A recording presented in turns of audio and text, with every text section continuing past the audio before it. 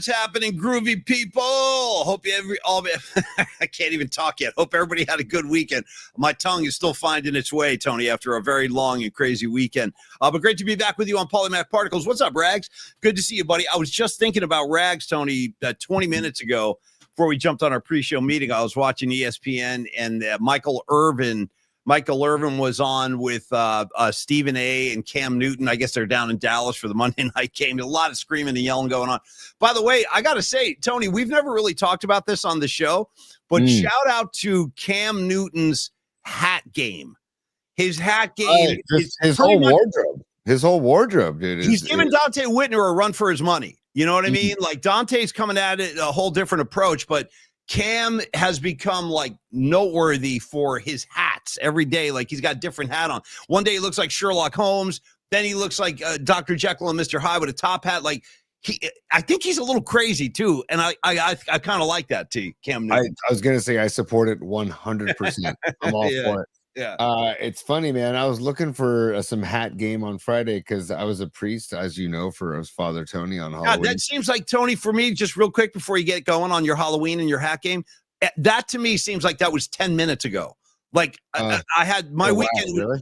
Yeah, because I had so much going on like all weekend that it just went right by, and boom, here we are back on the air again. Like, how was your weekend before you get into your hat game? How was it? Chaotic? Was it what? Well, I was looking for the hat because I wanted to turn my father costume into Father Guido Sarducci. Remember him from SNL? Of course, with the shades, right? But I couldn't find a good hat, so I was just Father Tony. But dude, so much went on over the weekend, man. So that to me, it actually feels like Friday was ages ago. Wow. Like, because so much went down.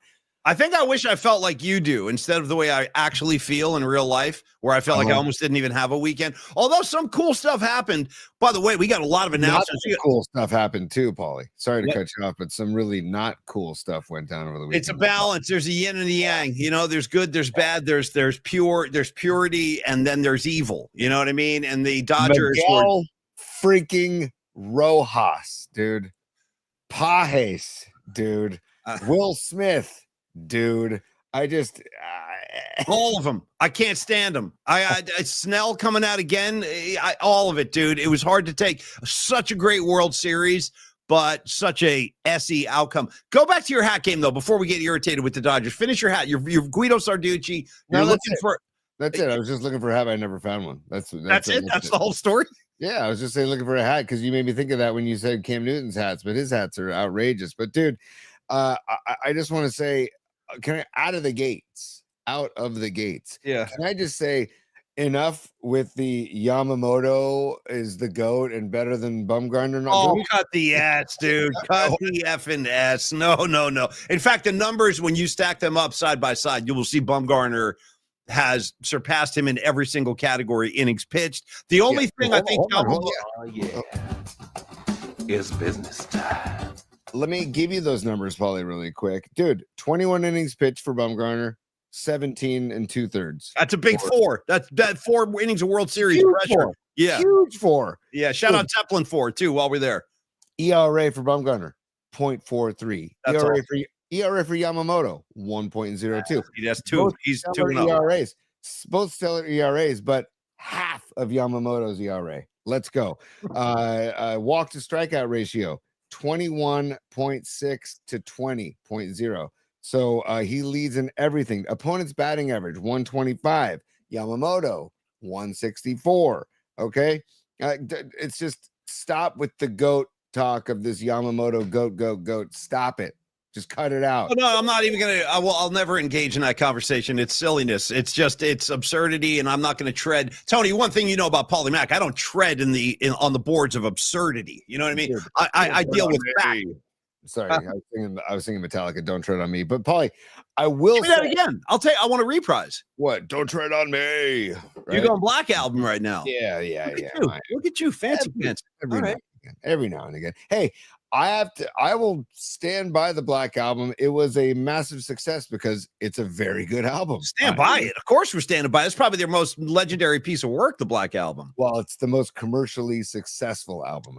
But there's some badass jams on there. What do you want? The second one, Sad But True. Heavy as hell. Heavier than hell. That's all. Dude, Through the Never of Wolf and Man. Tony, Let's wherever go. I may roam. Okay. Which Wherever I May Roam was badass at Levi's Stadium. It was. I didn't see that one come. By the way, did you see? It's so funny, dude. We're talking Metallica, totally unplanned. I was having a back and forth with our friend Vicky, who's firmly entrenched in the Metallica family.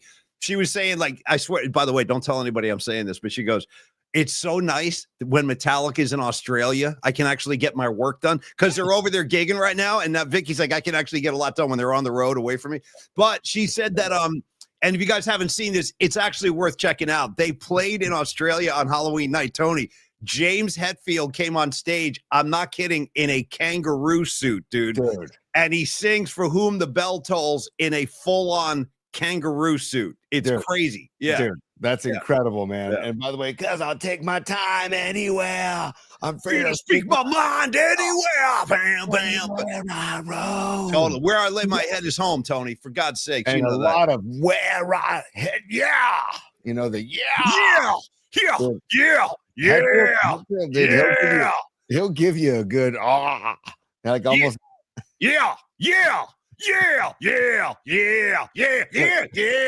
That's James Hetfield between songs. Yeah. Santa Clara. Yeah. It was fantastic, man. Wherever I May Roam. But dude, speaking of Halloween, before we get further deep into the show, we haven't even started. I got so much to get to. I know it's mayhem. Go talk to me, Tony. Help me out. Help a brother out. For God's sakes.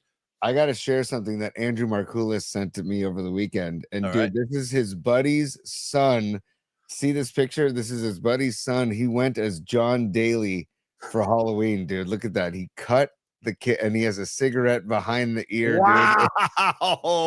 Dude. What? Whose kid is this? This is Andrew Markoulis' buddy in Tahoe, and his son is John Daly for Halloween, dude. Is that epic? What a cigarette. I mean, anytime you involve like preschool kids with cigarettes, you've got my attention. No, that's right there, dude. That's a whole I bet that upset a lot of parents too, which makes me like it even more. Oh, that's you know what he should have done? The kid should have gone up to the door with the butt in his mouth, just not even lit, just in his mouth, being like, "Hey, you guys got a light for this? Just somebody fire me up." Yeah, you can see the cigarette in that one too, and the little mustache. They have a little mustache on him, and they shaved a mullet. And also shout out to the Tahoe City Golf Course in the backdrop too.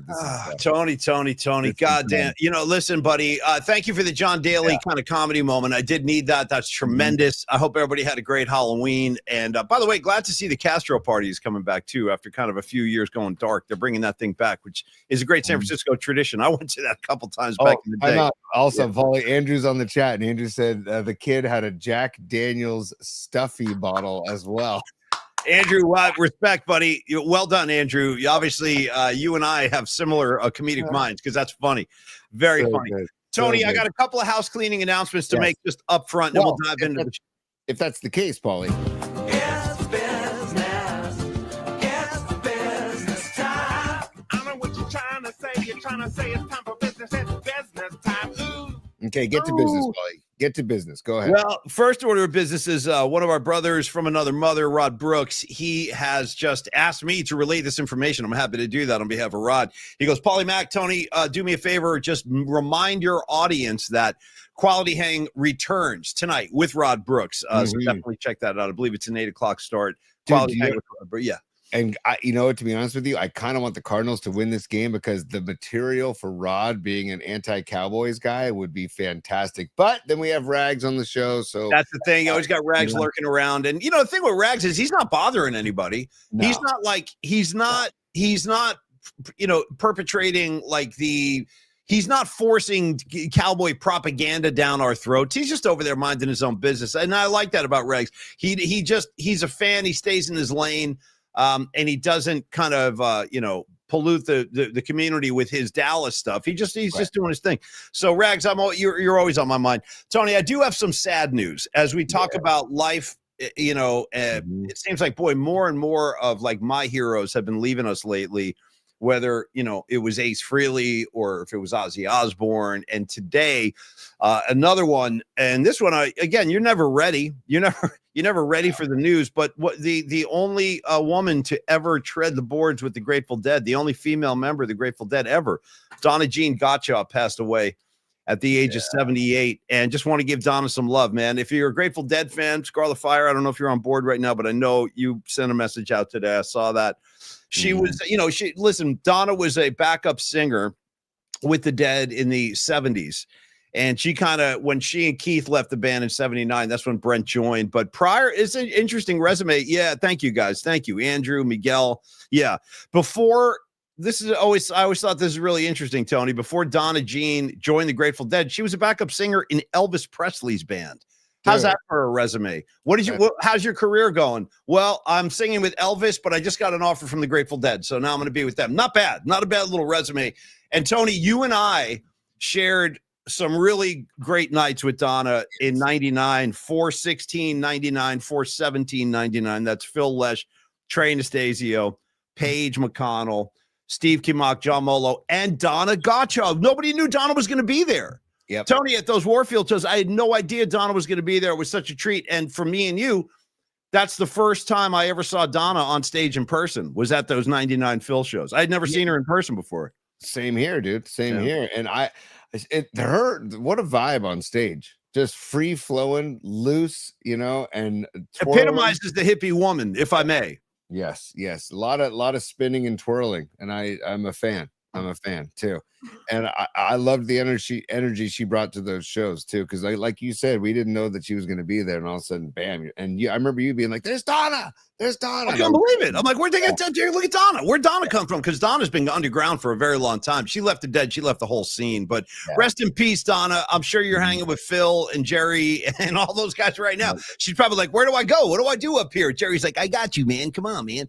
And then Phil's doing some blues jams and they're all hanging out. Bill Graham, dude. Bill Graham's like, Donna, get over here. We need to talk. I need to show you how this place works. Bill Graham's up there. All those guys. So there is a little Grateful Dead kind of reunion happening up in heaven. So Donna, I love you.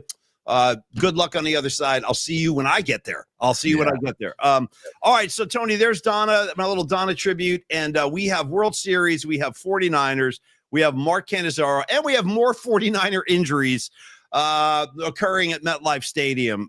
So where do you want to start? I'm going to let you spin the wheel. Well, first of all, Fareed, Robot Centaur, aka Fareed, he just sent a message saying that it's not in the chat. He sent a text saying that Jerry Jones has just made a statement that the Cowboys have made a trade, but he didn't specify who they traded. Oh, that's nice. Yeah. This will be interesting to see what happens with Jerry Jones. I mean, Jerry, I don't know. There might be a screw or two loose, man. Like, I don't know. He might need to step aside, Butch. Like, I don't know. Step aside, Butch. Yeah. Dude, step aside, Butch, all day. Yeah. But I don't know. And when you go, you stay gone. There is no more me and you. You lost all your LA privileges. Yeah, dude. That's going to be what I say to Tony. You lost all your PMP privileges. When you're gone, you stay gone. Yeah. Two lines. You hear me talking, hillbilly boy? The best. That's right after he pumps one right into his nards, dude. He's just letting them know we ain't done. Yeah. I ain't done with you by us. No, it's I ain't through with you by damn sight. Right? You hear me talking, hillbilly boy? You hear me? You talking about soon to be Mr. living the rest of his life in agonizing pain? Yeah. Oh, that what now? There is no more me and you. Yeah. You lost all your LA privileges. And when you gone, you stay gone. Yeah. Hey, I'm sending the wolf. Well, now don't you feel better? Yeah, easy, dude, easy. We're about to tread into some territory. I know you got to be careful. By the way, Tony, before you carry on, I'm realizing, and again, sorry, you guys, it's been a very hectic period for the entire PMP show. There's just a lot going on right now. And I forgot, Tony, I have a big announcement about tomorrow. Oh, yeah. Tony and I have just realized, and it's kind of been shaping all weekend. This thing has been coming together. So, Tony, shout out. We've been together for 3 months, dude. We've been trying to get this to happen. So, and literally, it's either I can't do it, or Paulie can't do it, or Steve can't do it, or Art can't do it. Steve, dude, the relentless pursuit of Kron Steve. I don't know what else to say about this. It's like in the Terminator, dude, when what's her face was running away and Arnold just keeps coming, dude. He's driving motorcycles, he's running. That's kind of where we're at. I would be the woman in that equation, and Kron Steve is the Terminator just coming strong, dude. Coming strong. Anyway, Tony and I, we have just been. It's official. We finally got this thing in place. Tony and I, we're gonna have to put the show dark tomorrow because we're shooting a new Cron 4 commercial. Yes. And the hours of this project are pretty lengthy, so it's we aren't going to be able to deliver the show tomorrow. We just found out this morning, so we're going to go dark tomorrow. We'll return on Wednesday for the night flight. But in our absence, hopefully on the other side, we'll be able to show off this new commercial. And by the way, this thing better be good after all this. Like, they better make us look as good as possible. Are you ready to be a TV star, Creative Tony? I guess I should start there. No, neither am I at all.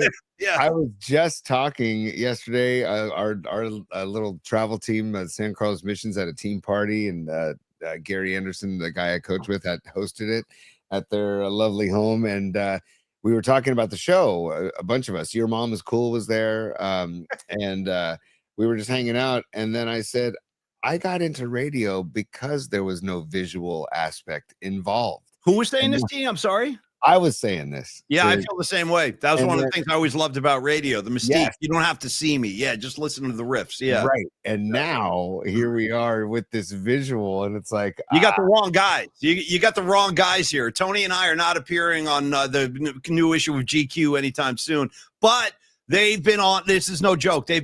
Tony wasn't exaggerating. This thing has been going back and forth for about 3 months. Seriously. Yep. Yeah. So anyway, tomorrow's went to Europe. Art, the cameraman, was like a workers' comp, like an injury. Paulie was out of town in New York. I've had to miss it for things. It's like, okay, we finally locked in tomorrow. So apologies. Well, there'll be no Roby Tuesday, but I might make the Wednesday night flight a Roby Wednesday night. Yeah, right. Exactly. We'll make it up to you guys on Wednesday when we come back. And then there was one of the last thing. Last thing. I didn't even get a chance to tell you this, Tony. I can tell you right now that, and I want to encourage everybody to come down and hang out. If you guys are free this Saturday, November 8th, please do join us at the Brisbane Inn.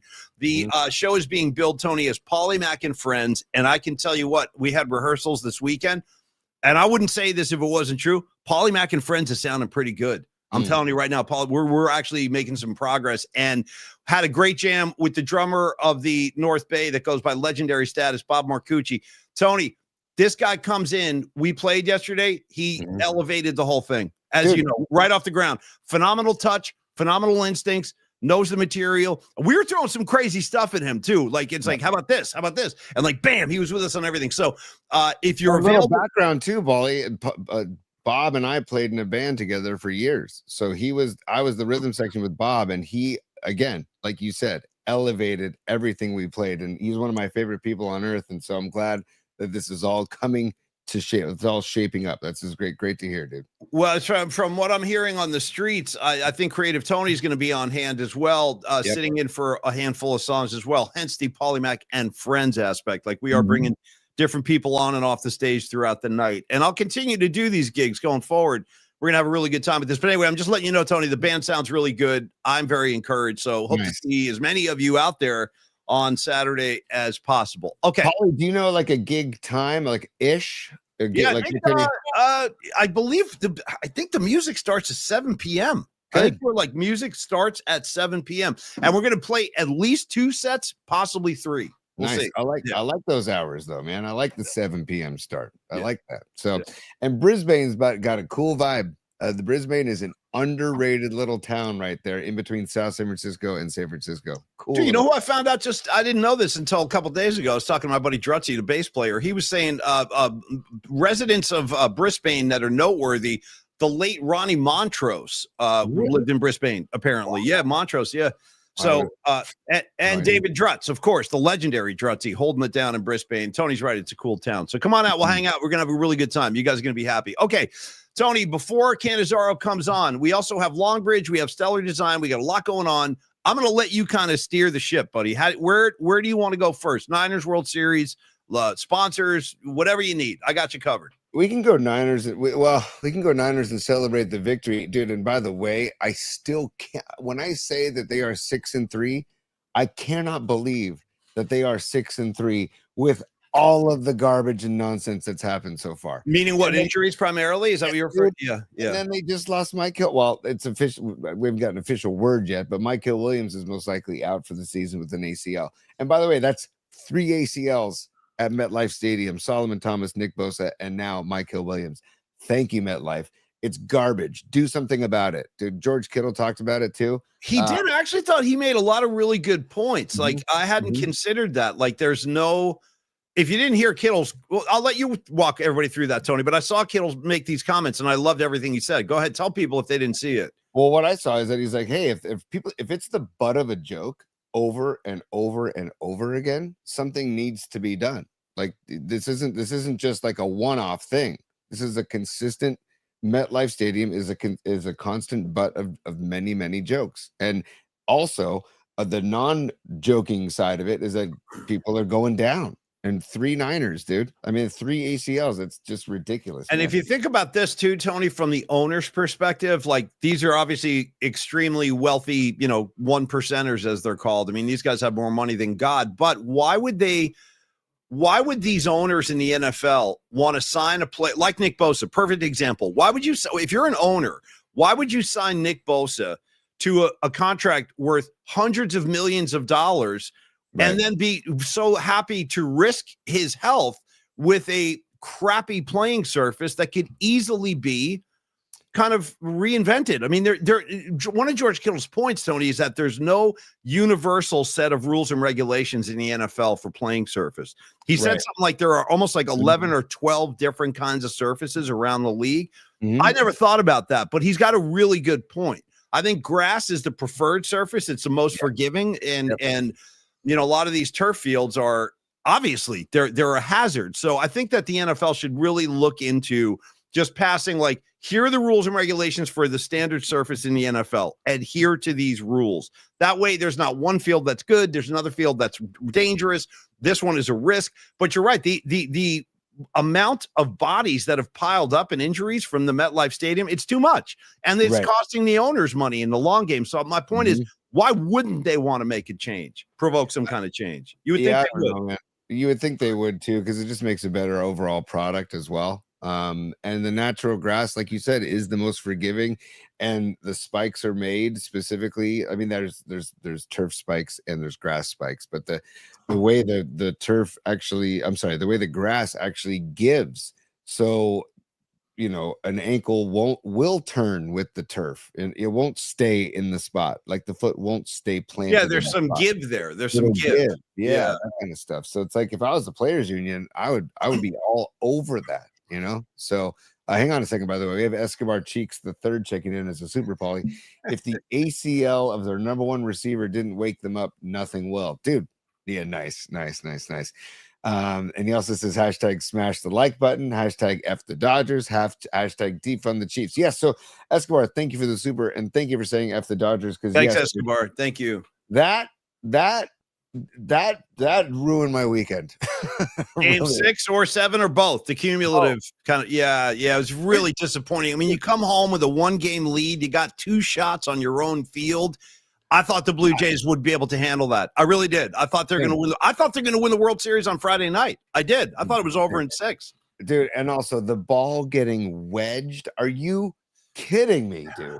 And like, I mean, I know that technically the ball was playable, dude, because obviously the outfielder, I forget his name, he was subbing, he was playing defensively.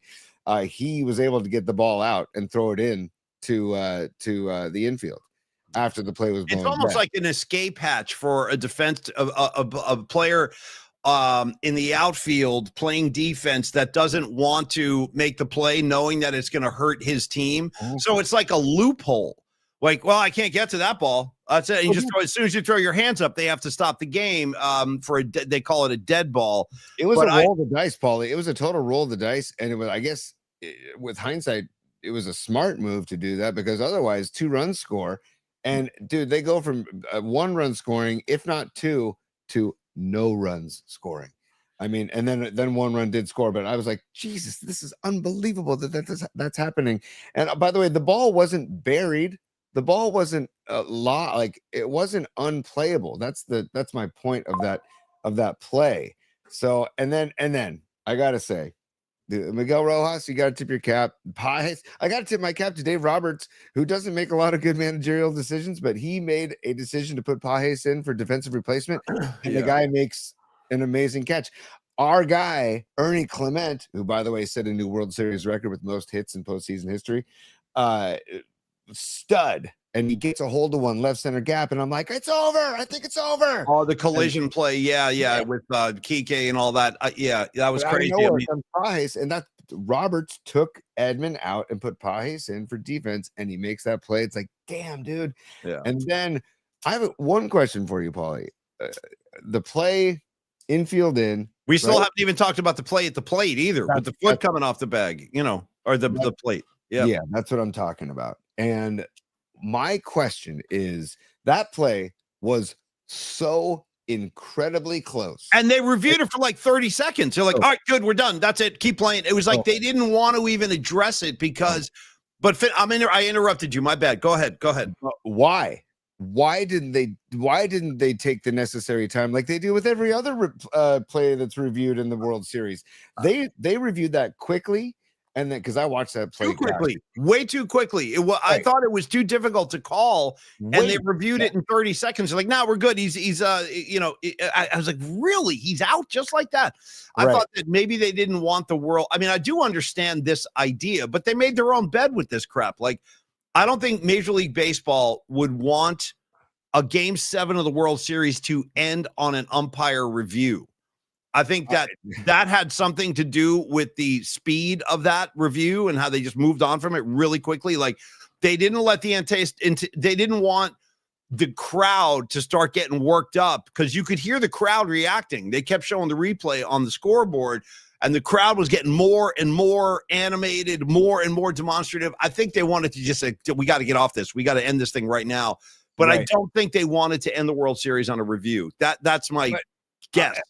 By the way, but if you have review and you put review into the game and every other play you reviewed for minutes, you're not going to review. This is determining the World Series too. This is not just like a play in the fourth inning. This is like the game hinged on that call. Yes. Look at this. I mean, I'm going to share it just because, I know we all saw it. But hold on. I get rid of the volume, but look at this. I mean, look at how close this is right here. Yeah, how do I know his toe's on the base? Seriously, how do I know that Smith's toe is on the plate right there, shot from above? You can't really tell. Like, I mean, that is so unbelievably close, and they just here. So Smith's off the plate. He's off the plate. He's off the plate. I mean, you can't fully tell, so maybe it wouldn't have been conclusive enough to overturn the call, but still.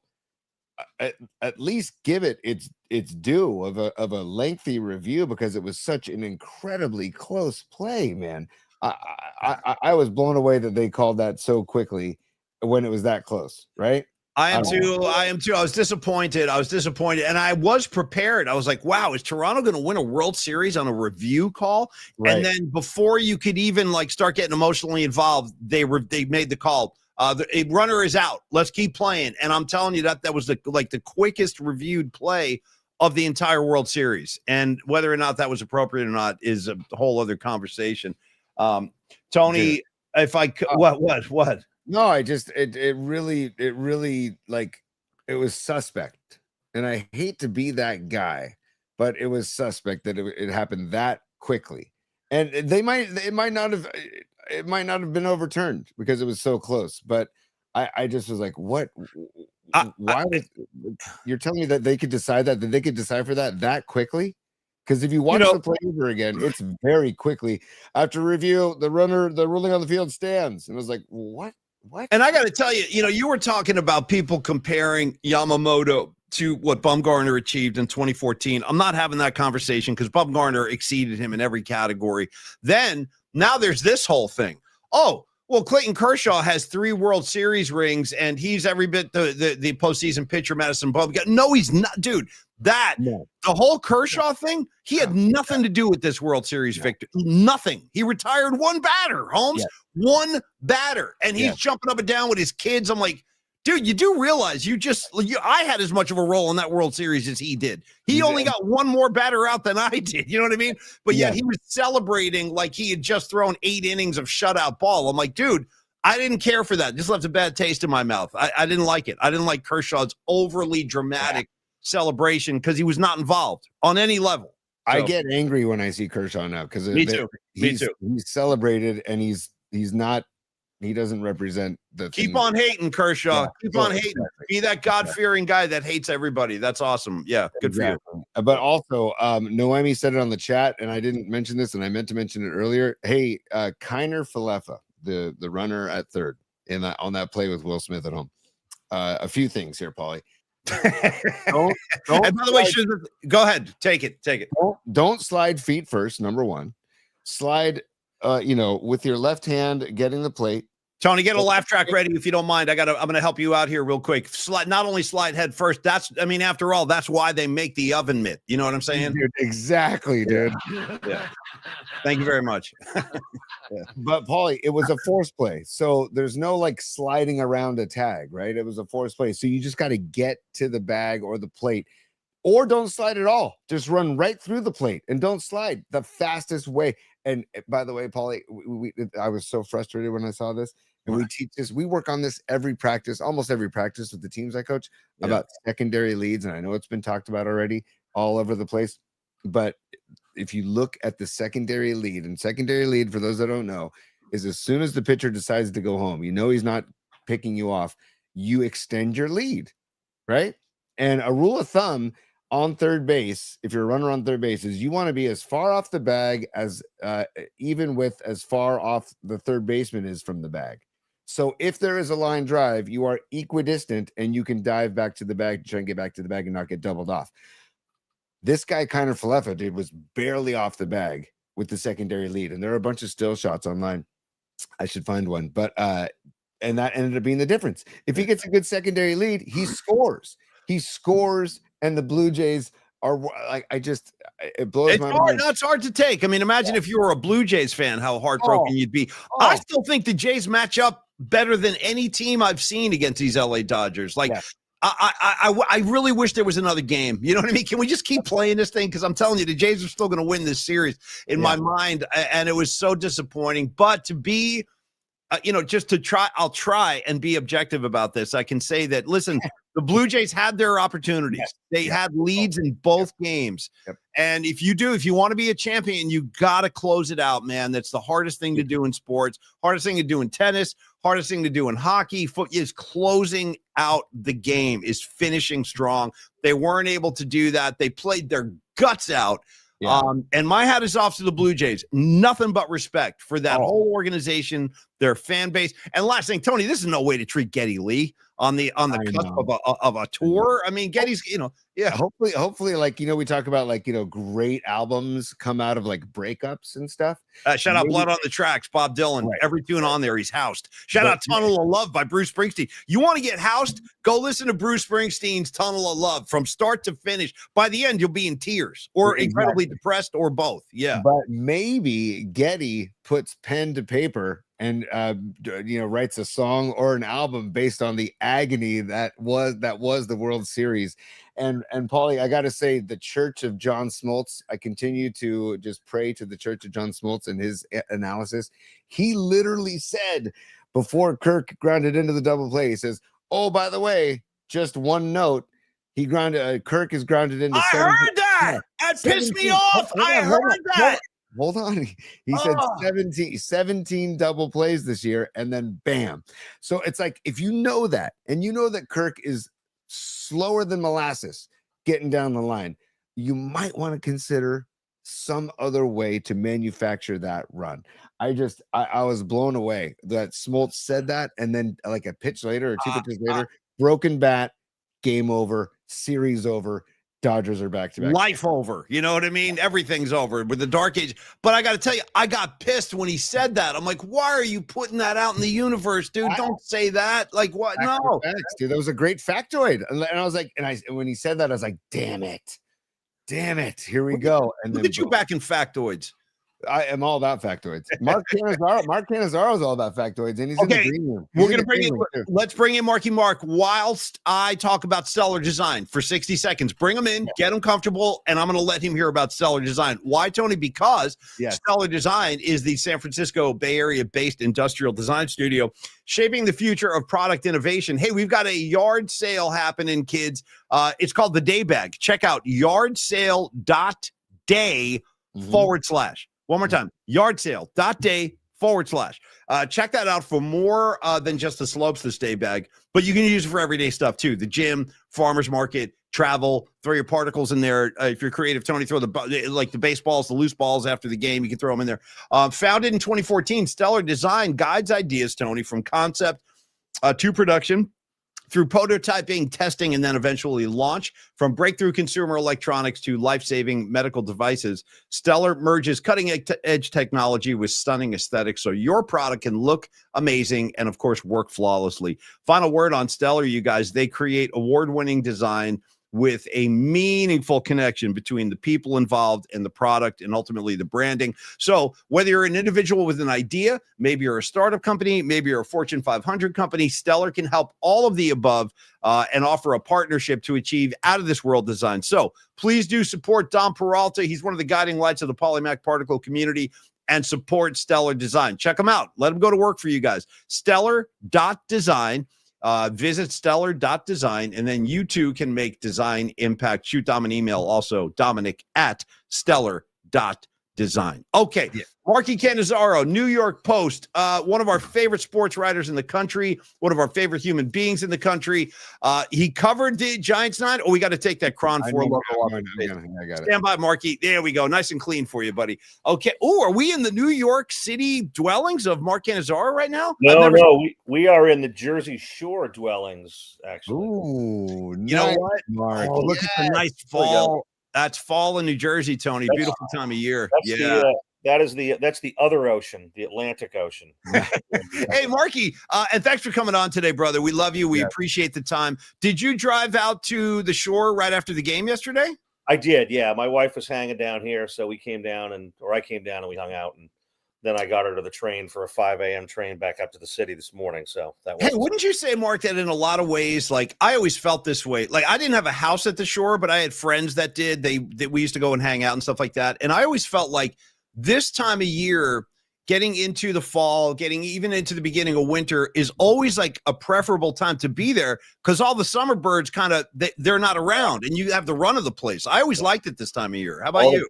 All the bennies are gone, baby. That's kind of the term for the and listen, I was a Benny. I used to come down from North Jersey back in the day and had the me too. Yeah, had the 17-person shore house which was 2 bedrooms and people sleeping on the linoleum floors. Yeah, I've been living down here for 32 years, so now I'm no longer a Benny. But yeah, listen. The only drawback is you can't go jump in the ocean right now because it's a little nippy, but. It's still, I love it down here all times of year, but this time of year it gets a little more chill and you can get into the restaurants you want to get into and the bars aren't too packed and it's good. It's beautiful. Okay, well, I'll tell you what, Mark, only because we're setting the stage kind of unintentionally, but we're talking Jersey Shore. Mark Cannizzaro is physically at the Jersey Shore. Why don't I give you let's do like a quick Bruce Springsteen moment, and then we'll get into yesterday's Niner Giant game. Because, Mark, I've seen the film. I saw Deliver Me From Nowhere last week. Have you seen it yet? I have not seen it, and I'm fine with you telling me anything about it because I will go see it. I just haven't had a chance to, and I'm kind of bummed I haven't seen it yet. Was it good? No, I enjoyed it very much. Now, here's the thing. I'm noticing this is like the pattern. Like there are the casual, fans. There are curious people out there like, oh, Bruce Springsteen biopic. I think a lot of people are walking into this thing, Mark, expecting kind of a Queen biopic kind of vibe, like very uplifting, dramatic, the glorious finish. It's none of those things. And I knew that going in because Bruce, about this period of his life when he made Nebraska, he was coming unraveled. Like this was a very dark period of his life. And the music and the songwriting on Nebraska attest to that. Just check the record out. You'll see what kind of headspace Bruce was in. I saw it live when he was on tour doing the Nebraska tour. So I know it, So, okay, so I can tell you this. There's a lot of footage shot at the Stone Pony. You'll love that. There are multiple scenes at the Stone Pony, which you'll enjoy. There's a lot of boardwalk footage. Dude, you know what's crazy, Mark? This is a little Jersey moment for me and you. The house in the film where Bruce records the Nebraska album is Mountain Lakes. They shot that stuff. Yes. Wow. So now they say it's Colts Neck in the film. They say Bruce holed up in Colts Neck, New Jersey, but that's where his house is now, basically. Right. So that's not accurate. And maybe they're trying to throw the audience off the scent of the trail or whatever. But yeah, all of the stuff where he records the record is actually Mountain Lakes, New Jersey, where I used to live. So I got a kick out of that. But look, I think you'll enjoy the film. You're a big Bruce fan. And I think it took a lot of courage for Bruce to say, like, yeah, I'm going to release this film about my darkest time on the planet. Instead of like trying to protect that and cover it up, he shows you like the period of his life where he's most vulnerable. So I enjoyed it. It was very heavy. It's dark. It's not a feel-good movie, but you're a Bruce aficionado. I think you're going to like it, Mark. Yeah. I'll absolutely go see it. There's no question about it. It's weird. He just little Steven had a little something down here. I want to say a week or so ago. I don't know if you saw it, but he does. It was some sort of charity, or an event that was raising some money for a cause that he is very into, and he was playing. I guess he was playing a couple sets at the Pony. Yeah, and Bruce turned up. Yeah, I saw the pictures. Yeah, having been down here for 30-something years and another 10 before that as a Benny, it always pissed me off because I'm a FOMO guy anyway. I'm a serious freaking FOMO guy. I mean, if I got if I knew you guys were out having a good lunch right now, I'd be pissed off I wasn't there. The FOMO really kicks in whenever I see that Bruce has turned up. Whether it's down the road here in Seabright back in the day when we had a couple places down here, or on the Pony or wherever, I'd be like, oh, man, why wasn't I there? Yeah. So I had one of those. I had one of those FOMO moments the other day when I saw that. Well, I look forward to. Oh, I'm sorry. Go ahead, T. Yeah. I want to ask you something and have your answer maybe be shared with Mark. How did Jeremy Allen White sound singing for Bruce? Well, it's pretty uncanny. I thought the scenes where he's singing, they have him like on stage doing a show, which I heard they shot at the old Meadowlands Arena, which is kind of cool. Oh, wow. And they tell you in the movie it's Cincinnati, but I heard they shot that at Brendan Byrne, the old arena there. Or the old Continental Airlines Arena prior to that. So. Dude, I used to tread those boards all the time, man. I saw I want to throw this quick at you about because Continental. Now, my wife is a Jersey girl and is not a spring. I mean, she's now, yes, but didn't grow up. She was kind of like she was the contrarian. She didn't want to be like sucked into the Jersey girl thing and the big hair and all that. Yeah. And so. This is when it was the Continental Airlines Arena, which is, then became the Brendan Byrne Arena, which is right next to Giant Stadium, which is now no longer Giant Stadium. Now it's MetLife Stadium where the Giants play. But anyway, I finally brought her to a show at Continental Airlines, and he raged for pretty close to 4 that night, 4 hours. Yeah. And I'm telling you, I have goosebumps right now on my arms thinking about this moment because we walked out. And I didn't say anything because, I wasn't going to push the envelope. And she just goes, you know what? I get it. Now I get it. Right. She got it. I'm telling you, I have goosebumps thinking about it right now. I swear to God, I'm not being corny. And she's like, I understand now, and she, she's not going to go out and see 35 Springsteen shows after that. But she understood what it was about when he was laying the shit on the line that he lays on the line every time he goes out in public. Yeah. And she respected that high respect. So that I'll never forget that moment. That's probably one of my favorite concert going moments, or certainly in my top handful, was walking out in that vast parking lot between Continental and Giant Stadium, and she just piping up and going, "Yep, I got it." All right, I'll counter that with a much. I'll give it to you real quick, and then we'll talk some football. But last thing on that idea, Mark. So when I took my wife Liz to see her first Bruce show, similar thing. She didn't grow up a big Bruce fan, but I'm like, you know what? If you're going to be with me, you're going to be going to Bruce gigs. So get used to it. This is going to be part of your life now. So the first time I took her to see Bruce, about 4 or 5 songs, and she'd never seen it before. About 4 or 5 songs in between songs, she looked over at me and she goes, Tony, get the edit button ready. We can clean this up later. But here's what she said, quote, she goes, and it was loud, everybody's cheering. She goes, he's not fucking around. This guy's not fucking around. And I'm like, I know that. Welcome. I'm like, welcome. Yes, welcome to the scene. Yeah, no, and he is not effing around at all. Yeah. So I know it's fun. It's fun to watch the uninitiated get one over, you know? Yeah, like, absolutely. Oh, absolutely. I remember the first time I saw them, Paulie, and because Mark, I was kind of like the Springsteen, kind of the hits guy. Yes. Until I met Paulie, and then Paulie force fed me a ton of deeper tracks. I'm like, oh my God. Yeah. This guy. Because I don't know, I was Glory Days, I was the whole Born Oh, to yeah, USA those are the worst ones, Right. It's, right. You know what's funny in relation to that, Tony, is I saw him I was out covering a British Open one year out in Scotland, and he was playing at a soccer stadium in Glasgow.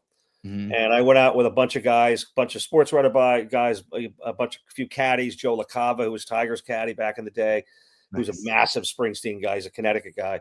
Nice. And we were hanging, and it's amazing how different the international show is compared to the ones, like, he knows when he's playing at the Meadowlands, he knows what he's got to play. Over there, it's Glory Days, Dancing in the Dark, all that kind of, the stuff that, the hit stuff that and he knows he's not going to get let out alive, if he's not playing. And listen, I'm a guy that's like, I'm holding my breath for Jungle Land, and Meeting Across the River every show. And you're not going to get it every show, but you just hope that you're there when you get it. And when you get it, for me, it's emotional, because that's just it for me, since I was a teenager. But it's like, Mark, I remember when the first time I heard like One Step Up or Brilliant Disguise, and I'm like, oh, this is incredible songwriting. And I really didn't take the time until Paulie was like, no, you gotta go. And I'm like, okay. So thank you, Paulie, and Bruce for life. I just I like to think it made you a better person, Tony, in the long run. You know what I mean? This might be a little tough, but Paulie, let's not grasp at anything too high here, okay? Now, what I would like to see you do is literally kidnap Tony, bring him out east next time you come, and we'll have a proper experience out here for some, Let's go. Well, 100%, and I would throw Murph in that category too. I've been telling Murph for years. It's like, you like Bruce, you appreciate the West Coast shows. Now you got to get baptized on the East Coast. You need to get that whole thing, because it's a whole, Tony. It's a different experience back there. It's a whole. I've had this conversation, I think, with you too, Paulie, but and buddies of mine here, because right now, I mean, there's no sign right now of any, East Street, Bruce back out with East Street, and. Listen, he's, as we all know, he's getting old. Everybody in the band's getting old. And I cannot fathom him not doing one last run in this area around here. That has to be it. He's got to go to MetLife. He's got to do the Garden, whatever he's got to do.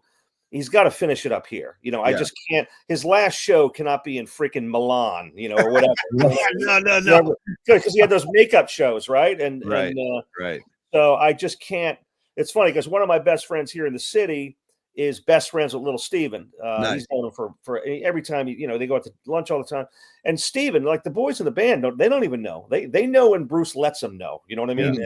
Right. When he's ready to round the troops up, So I don't have any. I'm always working Billy over for some inside info from Steven, and it's just he's like, dude. He goes, he doesn't even know. They do their thing until until Bruce calls him up and said, "All right, it's time, boys." So.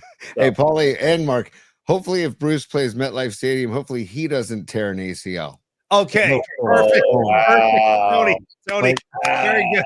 Very good. Hopefully little Steven doesn't dislocate his shoulder. You know what, though, Tony? Thank you for that. That was a perfect transition. And let's get right into it. So, Mark, I know it's become a really big talking point, the surface at MetLife Stadium. Listen, it claimed Nick Bosa cost him a whole season a few years ago. The list is well known. We had another 49er lost yesterday to a torn ACL for the year now. That's Mykel Williams. The Giants have lost players of their own. So are we making too much of this, or is there something to this in your eyes? You're there all the time. Yeah. Listen, I am not any kind of I'm not trying to be parochial and a defender of, the local stadium here, but I mean, honestly, if you look around the league, this shit's happening everywhere around the league. I mean, it's not just at MetLife. Now, the 49ers had that terrible run, obviously, with Bosa and whatnot. This surface that Williams got hurt on yesterday it's a completely different surface. It's a brand new surface from what the guys got hurt on, a few years ago. So I just feel like, everybody talks about, turf and the Achilles injuries, for example, or versus natural. Guys they're blowing their Achilles out on every surface. It's, these guys are, it sounds cliche, but they're bigger, faster, stronger, and every minute of the day they're all getting bigger, faster, stronger, and this is a violent game, man. I mean, it's, and it happens to some guys when it's not even contact, and that's just I think it's just part of the game. It's the worst part of the game, but I don't see MetLife Stadium being like some sort of egregious culprit, that's sucking these guys into a black hole. I mean, I think and listen, I'm sure there are stats. I don't have them in front of me, but I just can't imagine the statistics for guys getting hurt at MetLife are much different than they are at other places. No, that's good. And that's why I asked the question. I was curious to get your kind of take on that. And then the other thing, though, now this is undeniable. Like the biggest change for me, Mark, just like to kind of watch New Jersey from afar now after having lived there. And when I was there in my high school years, that was the Lawrence Taylor era. That's when they were winning Super Bowls. And the fan base was beyond intense, beyond rabid. I'll put it to you like this. I swear to God, Tony, back then, I would not go in a Giant Stadium wearing like a 49er hat because I didn't want to have a beer bath. I don't want to get my teeth knocked out. I didn't need any of the aggravation.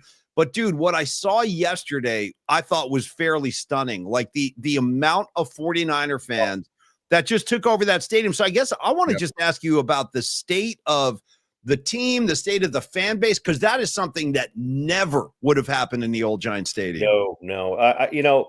Listen, I don't think in my lifetime as a sports writer here, and maybe even as a fan, I don't think I can recall a time, which just take football just by itself, that both teams have been this far down into a black hole at the same time for as long as they've been. I mean, It's just been the Jets haven't been to a playoff, having a playoff season since 2010. We were talking about 16 years. They haven't even gotten to a playoff game.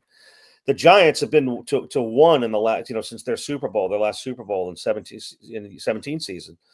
So and then they got that was the famous Odell on the Beebs' boat down in Florida on the players' day off during playoff week when they went out to Green Bay and got absolutely freaking boat raced. Yeah. So listen, I don't. The fan base here is and you saw it.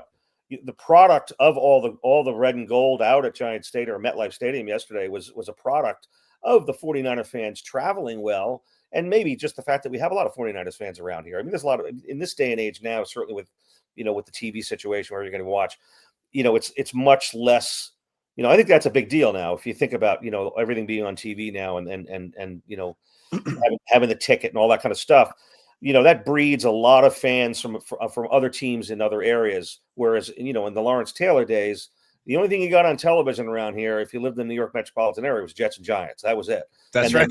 Then like a doubleheader game on CBS or NBC back in those days. So, but really, the crux of this is just how bad the team is, both teams. And like the Giants have got the Packers coming in a couple of weeks. You think the place is going to be – there's going to be cheeseheads all over the place in that place. Crazy. Yeah. In 2-3 weeks. So I tell you what, it is just, that Niner – Wandell Robinson was a little diminutive receiver of the Giants. He said he'd never seen anything like it when I was talking to him after the game with a few other writers. And he said, like, I've never been in a situation at a home game where the opposing fans like caused like a couple of false starts. Unbelievable. Yeah. Which is just stunning, Yeah. So it's a product mostly of the fact that the team, the Giants are so bad. And I mean, because the Niners, let's be honest with you, the Niners are not exactly a national team, No. Dallas, we're used to the Cowboys and the Eagles fans trying to make their way in here because everybody's a Dallas Cowboy fan and but not, and the Packers, everybody loves the Packers with the cheeseheads and all that kind of stuff. The Steelers fans travel pretty heartily, but the Niners fans, I mean, I don't know how many people that were in that stadium actually traveled from the West Coast and the Bay Area. I think it's just the Niners fans in the area. And the other thing is, in this day and age now, the season ticket holders can go right on the website where they get their tickets and just resell them. Yeah. I mean, I have a buddy of mine. One of my best friends down here at the shore. He's got Giant season tickets. I think he's gone to one game in 2 years. He just goes on the website and just clears them out.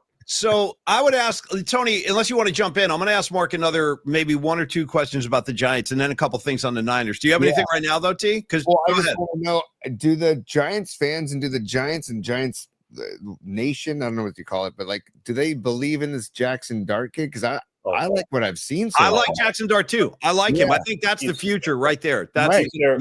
He's the only thing that represents hope, Tony, right now. Okay. Full disclosure, I've been a huge supporter of their head coach, Brian Daboll. I've known him for years as an assistant coach with the Jets, Patriots, and I really thought he was going to do well here. Obviously, they went to the playoffs the first year with Daniel Jones, and it is just it's gone so south and so bad. I don't know, it's hard to defend, and right up until this year, it was always, hey, listen, we just haven't had a quarterback, because Daniel Jones. Well, that's hard to. I was going to say Daniel Jones is who he is, but now what he's done now, and I know that doesn't look so good for the Giants right now, right? Yeah, right. But Sam Darnold, who the Jets, cleared out of here after some, terrible years, and now he might be the best quarterback in the league right now. Great, he looks great. But I think. I just lost my train of thought. You would ask me if they had Scatterboo and Malik Neighbors healthy, that might be, their offense would be a much different. I think. I agree. Listen, I mean, here's the thing. I'm gonna take away from the Giants on this. Like, yes, they had a bunch of guys out. Scatterboo's out for the year. Their receiving core is extremely pedestrian, as you guys saw from watching it. They don't scare anybody. Wandell is their most consistent receiver, and he averages about 5.6 yards a catch, which doesn't hurt anybody. No. Everybody's talking about the guy. The Giants were missing 3/4 of their secondary yesterday. I mean, basically, Mac Jones. It was like a 9-on-7 drill in practice. It was ridiculous.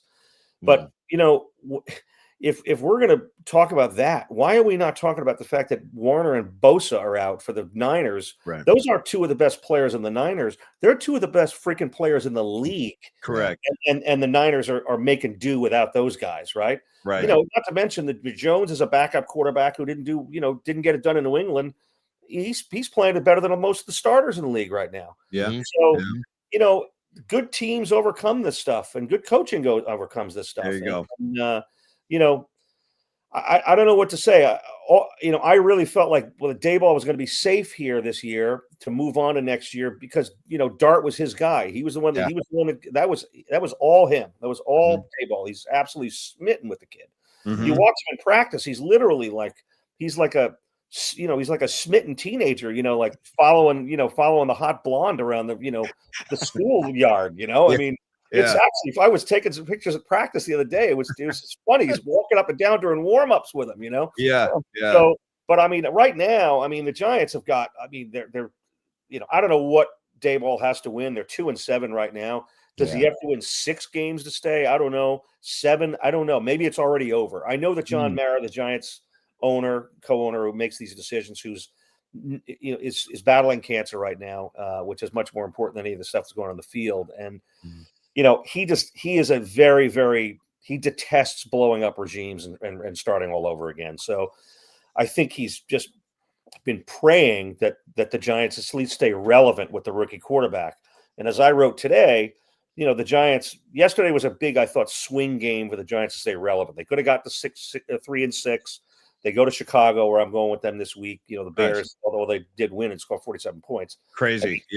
Against the worst defense in the league. The Jets last week. I was out in Cincinnati for that. I saw that defense up close and personal. Yeah. But even so, they certainly would at least have a chance to beat the Bears. And then you kind of keep relevancy. John Mara has always wanted to keep the team relevant in December, where they at least have a puncher's chance for a playoff.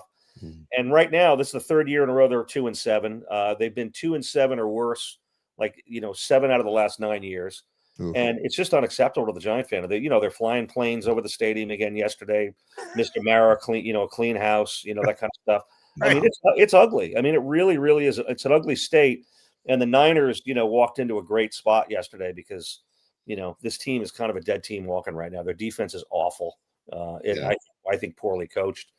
And but back to I swayed from the Dart thing, and I apologize. No, Dart is hope. There isn't anything this guy does that you don't look at and go, this guy's going to be something. I mean, he just has it. I sat in that interview room yesterday. I stood in that interview room yesterday and listened to him, the way he conducted himself, and he was sick to his stomach. He hates losing, you can tell. Yeah. And as everybody does, I get it. But Yeah. I'm telling you, he was the last guy to that locker room. This was an hour after the guys were out of the locker room, and he came kind of trudging into the interview room.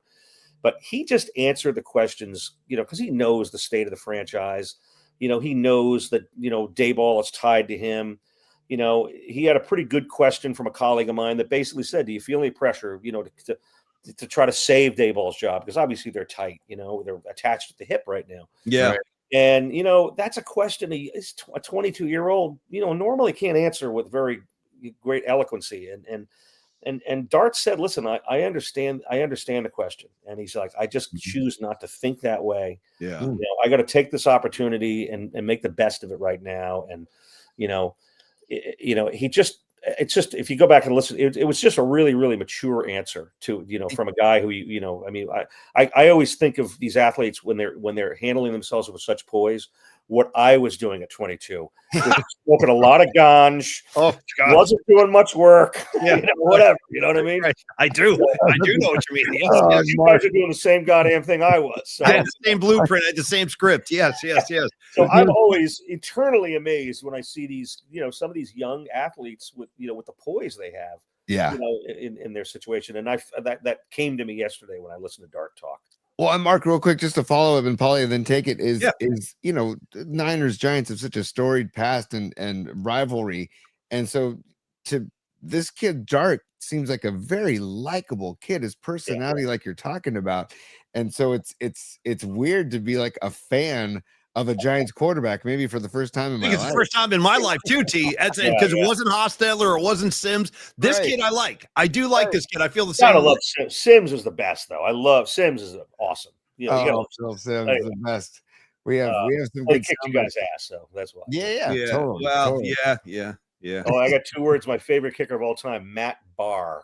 Oh, dude, don't get me going on this 15, now. Don't get me going. 13, baby.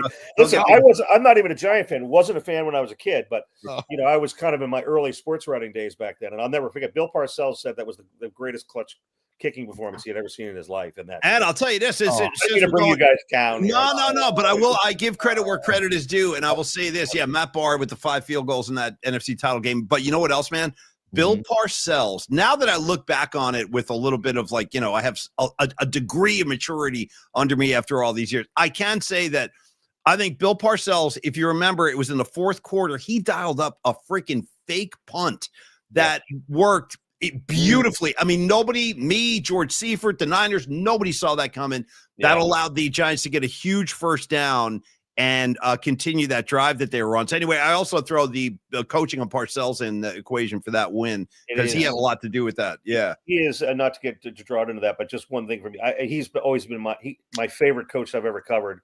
A difficult coach to cover, obviously, because he didn't take any crap from anybody. But that guy, and I've been doing this for a long time, I've never seen in any sport a better button pusher than that guy. Whether it came down to going for that fake punt or just pushing players' buttons, all that kind of stuff. I've never seen anybody like that before that was that adept at it. And I've, and just with an amazing perspective. But yeah, those were great football days, though. Oh my God, the best. I mean, those games like Niners, Giants, those 90s matchups, the 80s matchups. It was fantastic. You're right. It was as good as football gets. All right, Mark. Last thing, I didn't even think I was going to go down this road today, but since we're talking Parcells, I would love to, and I will let you go right after this, but what is Tony and I have talked about this on the show, and we have no idea how to process this or what to make of this. How does Mark Cannizzaro look at Bill Belichick present day? And I'm not even kidding. I don't know what to make of this. I'm like, how is that the same guy that was, because he was part of that game too. Like he was a defensive coordinator. Yeah, totally. Played a huge role in the Parcells Giants teams. And I think about that guy. I think about the Patriots guy. And now I see him on the girl with the boots up to her knees. And I'm like, what in the hell is going? So Marky, help us out with this, dude. What make sense of that for us? Because I have no idea how to comment on that. The whole thing. It's funny you bring him up because, with Dayball's job in such peril right now. And, somebody, I think it was listening to morning talk radio, I think this morning, a couple of my guys, Boomer Esiason and Gio, who I listen to in the morning. Oh yeah. And somebody brought up Belichick, and a few years ago, the Giants would have begged to have Belichick come in, right? With the guys they kept bringing in as head coaches. Yeah.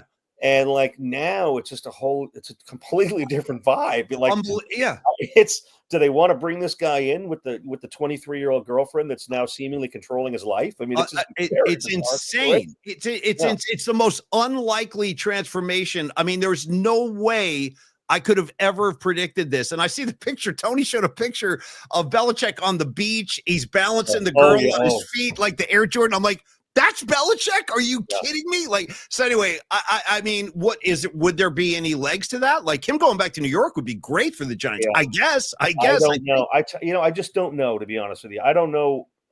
Listen, the he's a brilliant football mind, and that's never going to change. But let's be honest with you. His last few years in New England were pretty bad. As soon as he lost Brady, what happened there? They finally now, they've rebounded. I was thinking about it today.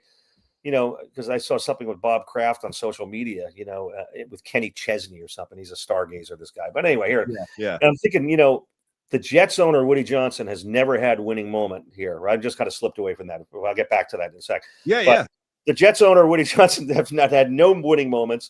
And all the while has had to watch, the Belichick dominate on that side. And then now the Patriots are down. The Jets couldn't take advantage. And now they're on the rise again. They're one of the better teams in the league now because they've got the coach and so the quarterback, obviously bringing May in and stuff like that with Vrabel. But I don't think Belichick was ever going to fix New England, the way it's become fixed after Brady left. And listen, I'm not going to judge him for what's going on right now on the football field in North Carolina. He brought in like 60 new players, in 3 days or something like that to fill the roster. Yeah. I mean, and I'm also not I'm not a college football aficionado. And North Carolina, oh, by the way, has never been that good at football anyway. So, what the question to me is at his age and with the way things are going, is he really going to stick that out for as long as I mean, that's a commitment, and, he got some flack for going during the bye week. He went up to Nantucket to his place up there and chilled out. And the team isn't doing so well. That's just not a good look. I'm sorry, it's not. No. It's in season. Go to Nantucket in the summertime. You know what I mean? Right. But listen, I feel like kind of an asshole judging that way, but it's just kind of, it's just. Listen, I don't think it would work in New York again. I think we're past that. I mean, I really do. I think we're in an age now when and if the Giants have to make a move, they got to bring, maybe potentially an established head coach in, maybe a real young offensive guru, like the Bears are brought in, for example. They have to do something that way. The game is getting younger. You can't bring a 77 dude. And look listen, I love Pete Carroll to death. What's going on in Vegas? It's hard to watch, man. Yes. Yeah. And how long is he going to stick that out? I mean, it's just, listen, I'm not trying to be an ageist. I'm, I still think I'm 22, but I'm not, but, and I still try to do stuff I used to do when I was 22 and it doesn't work out so well. No. But, listen, all of pro sports are young person's league. And that's the way the NFL is more than anything.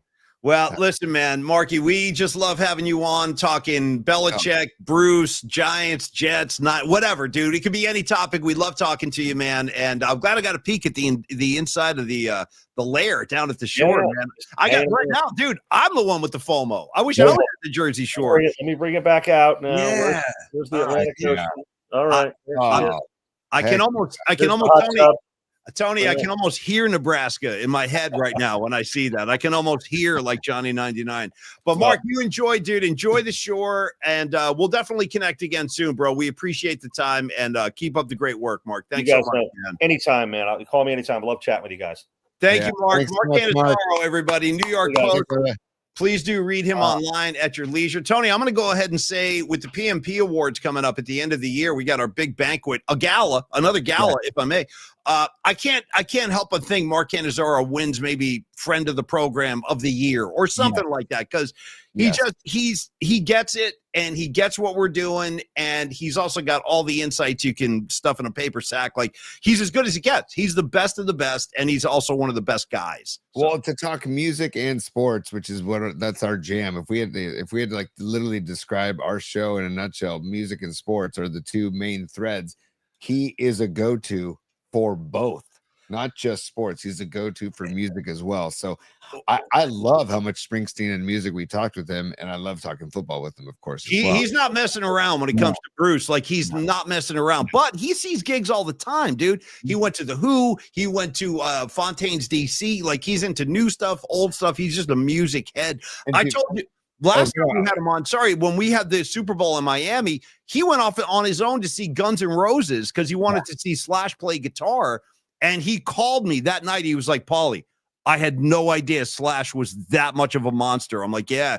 Slash he's up there with the greats. I mean, he really is. But anyway, that's Cannizzaro. Like, he'll check anything out musically, and I love that about him. Does Slash still have, is it Slash's Snake Pit still? Is it still that band, the Snake Pit, or is it something different now? Well, I'm talking about a Guns N' Roses gig.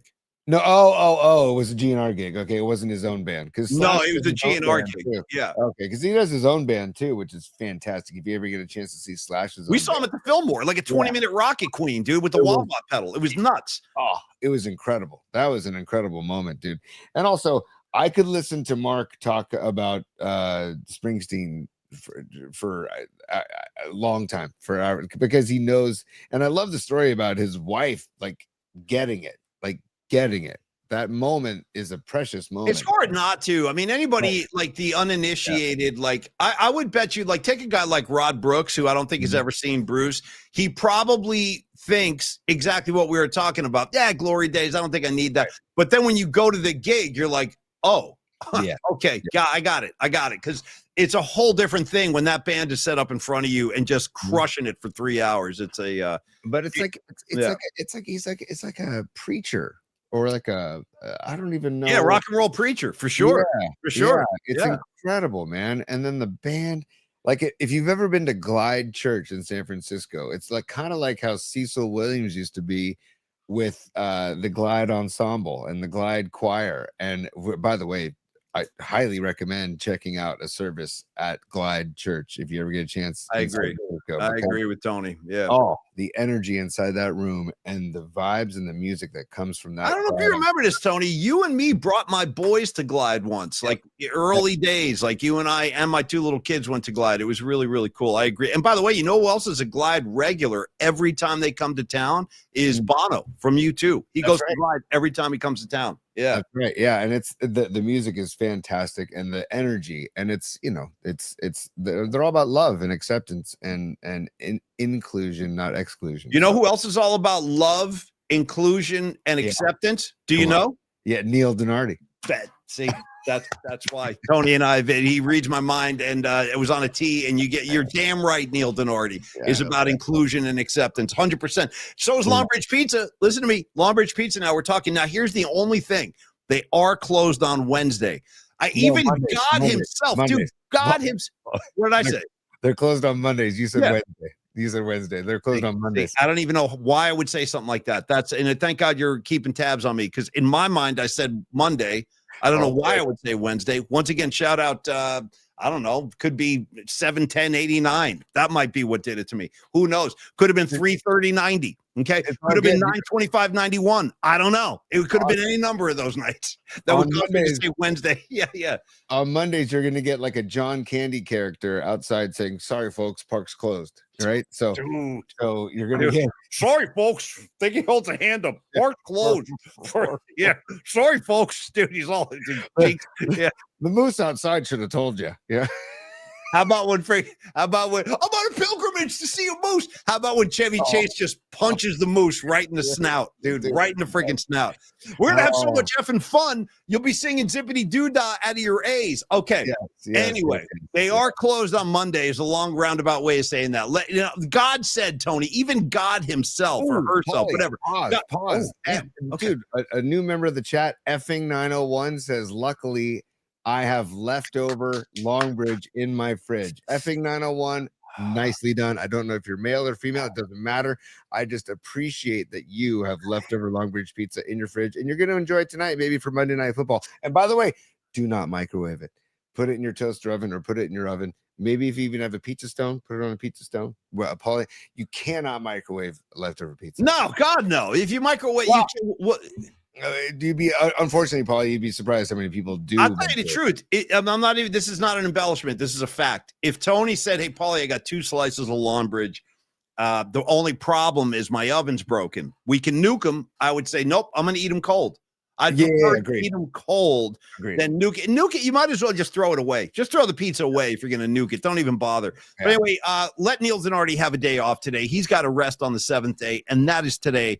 So he'll be back open for business tomorrow. And get on down to 2347 3rd Street. You'll see why we rave about the laid-back vibe, about the serious pizza, about Neil Zanardi just repping South City like nobody's business. And then there's like the whole family down there, man, whether it's Andre, Steven, Andrew, like everybody involved with that place is just a stand-up quality human being. And then Tony, the food. Yep. The primary reason you want to get down there in the first place is the great food that they have. They can accommodate groups in the back. Like we had our party there last week. It was a week ago, last Monday. I wish we had another one tonight. That was so much fun. Wow. But Neil can accommodate groups, obviously, as demonstrated last week. We talk about the sandwiches on Wednesdays, the chopped cheese, the Vinny's Gabagool, my personal favorite, the chicken parm. It's all there. You know what? Next time, Tony, Mark Cannizzaro comes to the Bay, we got to take him to Longbridge. Yes. And let Neil dazzle him and be like, hey, Mark, or hey, Neil, this is Mark Cannizzaro, New York City sports writer, New York Post, eats New York pizza all the time. Dazzle him. Dazzle him. Go to work and let Neil just start doing his thing, because you can win Mark over. I'm telling you, we get the pizza's that good at Longbridge that he would. I would be proud to have Neil serve Mark Cannizzaro some pizza on his next visit, and we'll do that. Tony, what are we looking at here? Walk me through the food porn, because I love looking at pizza, even if I don't have any. This is the making of the Sophia pie. That looks really, really good. Yep. Named after his own daughter, Neil's daughter, Sophia Denardi. So it goes from start to finish. And Steven does all the social media for them. Also, you got Gabino, front of house, and Andre, front of house inside Longbridge. It's the food, it's the beer, it's the people and the vibe all together, all wrapped up in one. And by the way, if you're going to Dub's Sons tomorrow night at Chase Center, go to Longbridge for a beer and a pizza beforehand. Get to Longbridge. It's 3 blocks south of Chase Center. If you're coming from the peninsula, don't drive. Take the Caltrain, get off at 22nd Street, 7-minute walk from the train station to the front door. It's a nice walk. It really is. It's a nice walk. There's nothing wrong with that walk. Right through the dog patch, neighborhood. And that area is just got an energy about it right now. It's kind of like a North Beach vibe too, where the energy's out on the streets. Like you're walking the streets and the energy's flowing. So we couldn't love Longbridge enough. We can't thank Neil and Andrew and everybody there for the partnership. And they approached us. They're our first sponsor. They'll always go down as the first sponsor of the show. And we love those guys. And yeah, that's the Sophia pizza. Just enjoy the pizza corn. And thank you, Neil. Thank you, Longbridge Pizza. It's as good as it gets in San Francisco. Trust me, I would not steer you wrong when it comes to pizza, because essentially, Tony, our reps are on the line too. It's like we're vouching for Neil, but it's like, okay, Paulie said this is good. It better be good. You know what I mean? But that's how confident I am. I know my pizza. It's one of the few things in the world I'm actually confident and fluent in speaking to, and I am very, very confident you guys will love the pizza at Longbridge. So go find out for yourself if you haven't already. What were you gonna say, T? A couple things. I'm having Longbridge for lunch on Wednesday. I'll be there Wednesday. And now you're giving me FOMO again. I'm starting to get pissed off. I'm starting to get pissed and sad at the same time. I can't attend this. What did you just do? Give me one. Sorry. I said sorry.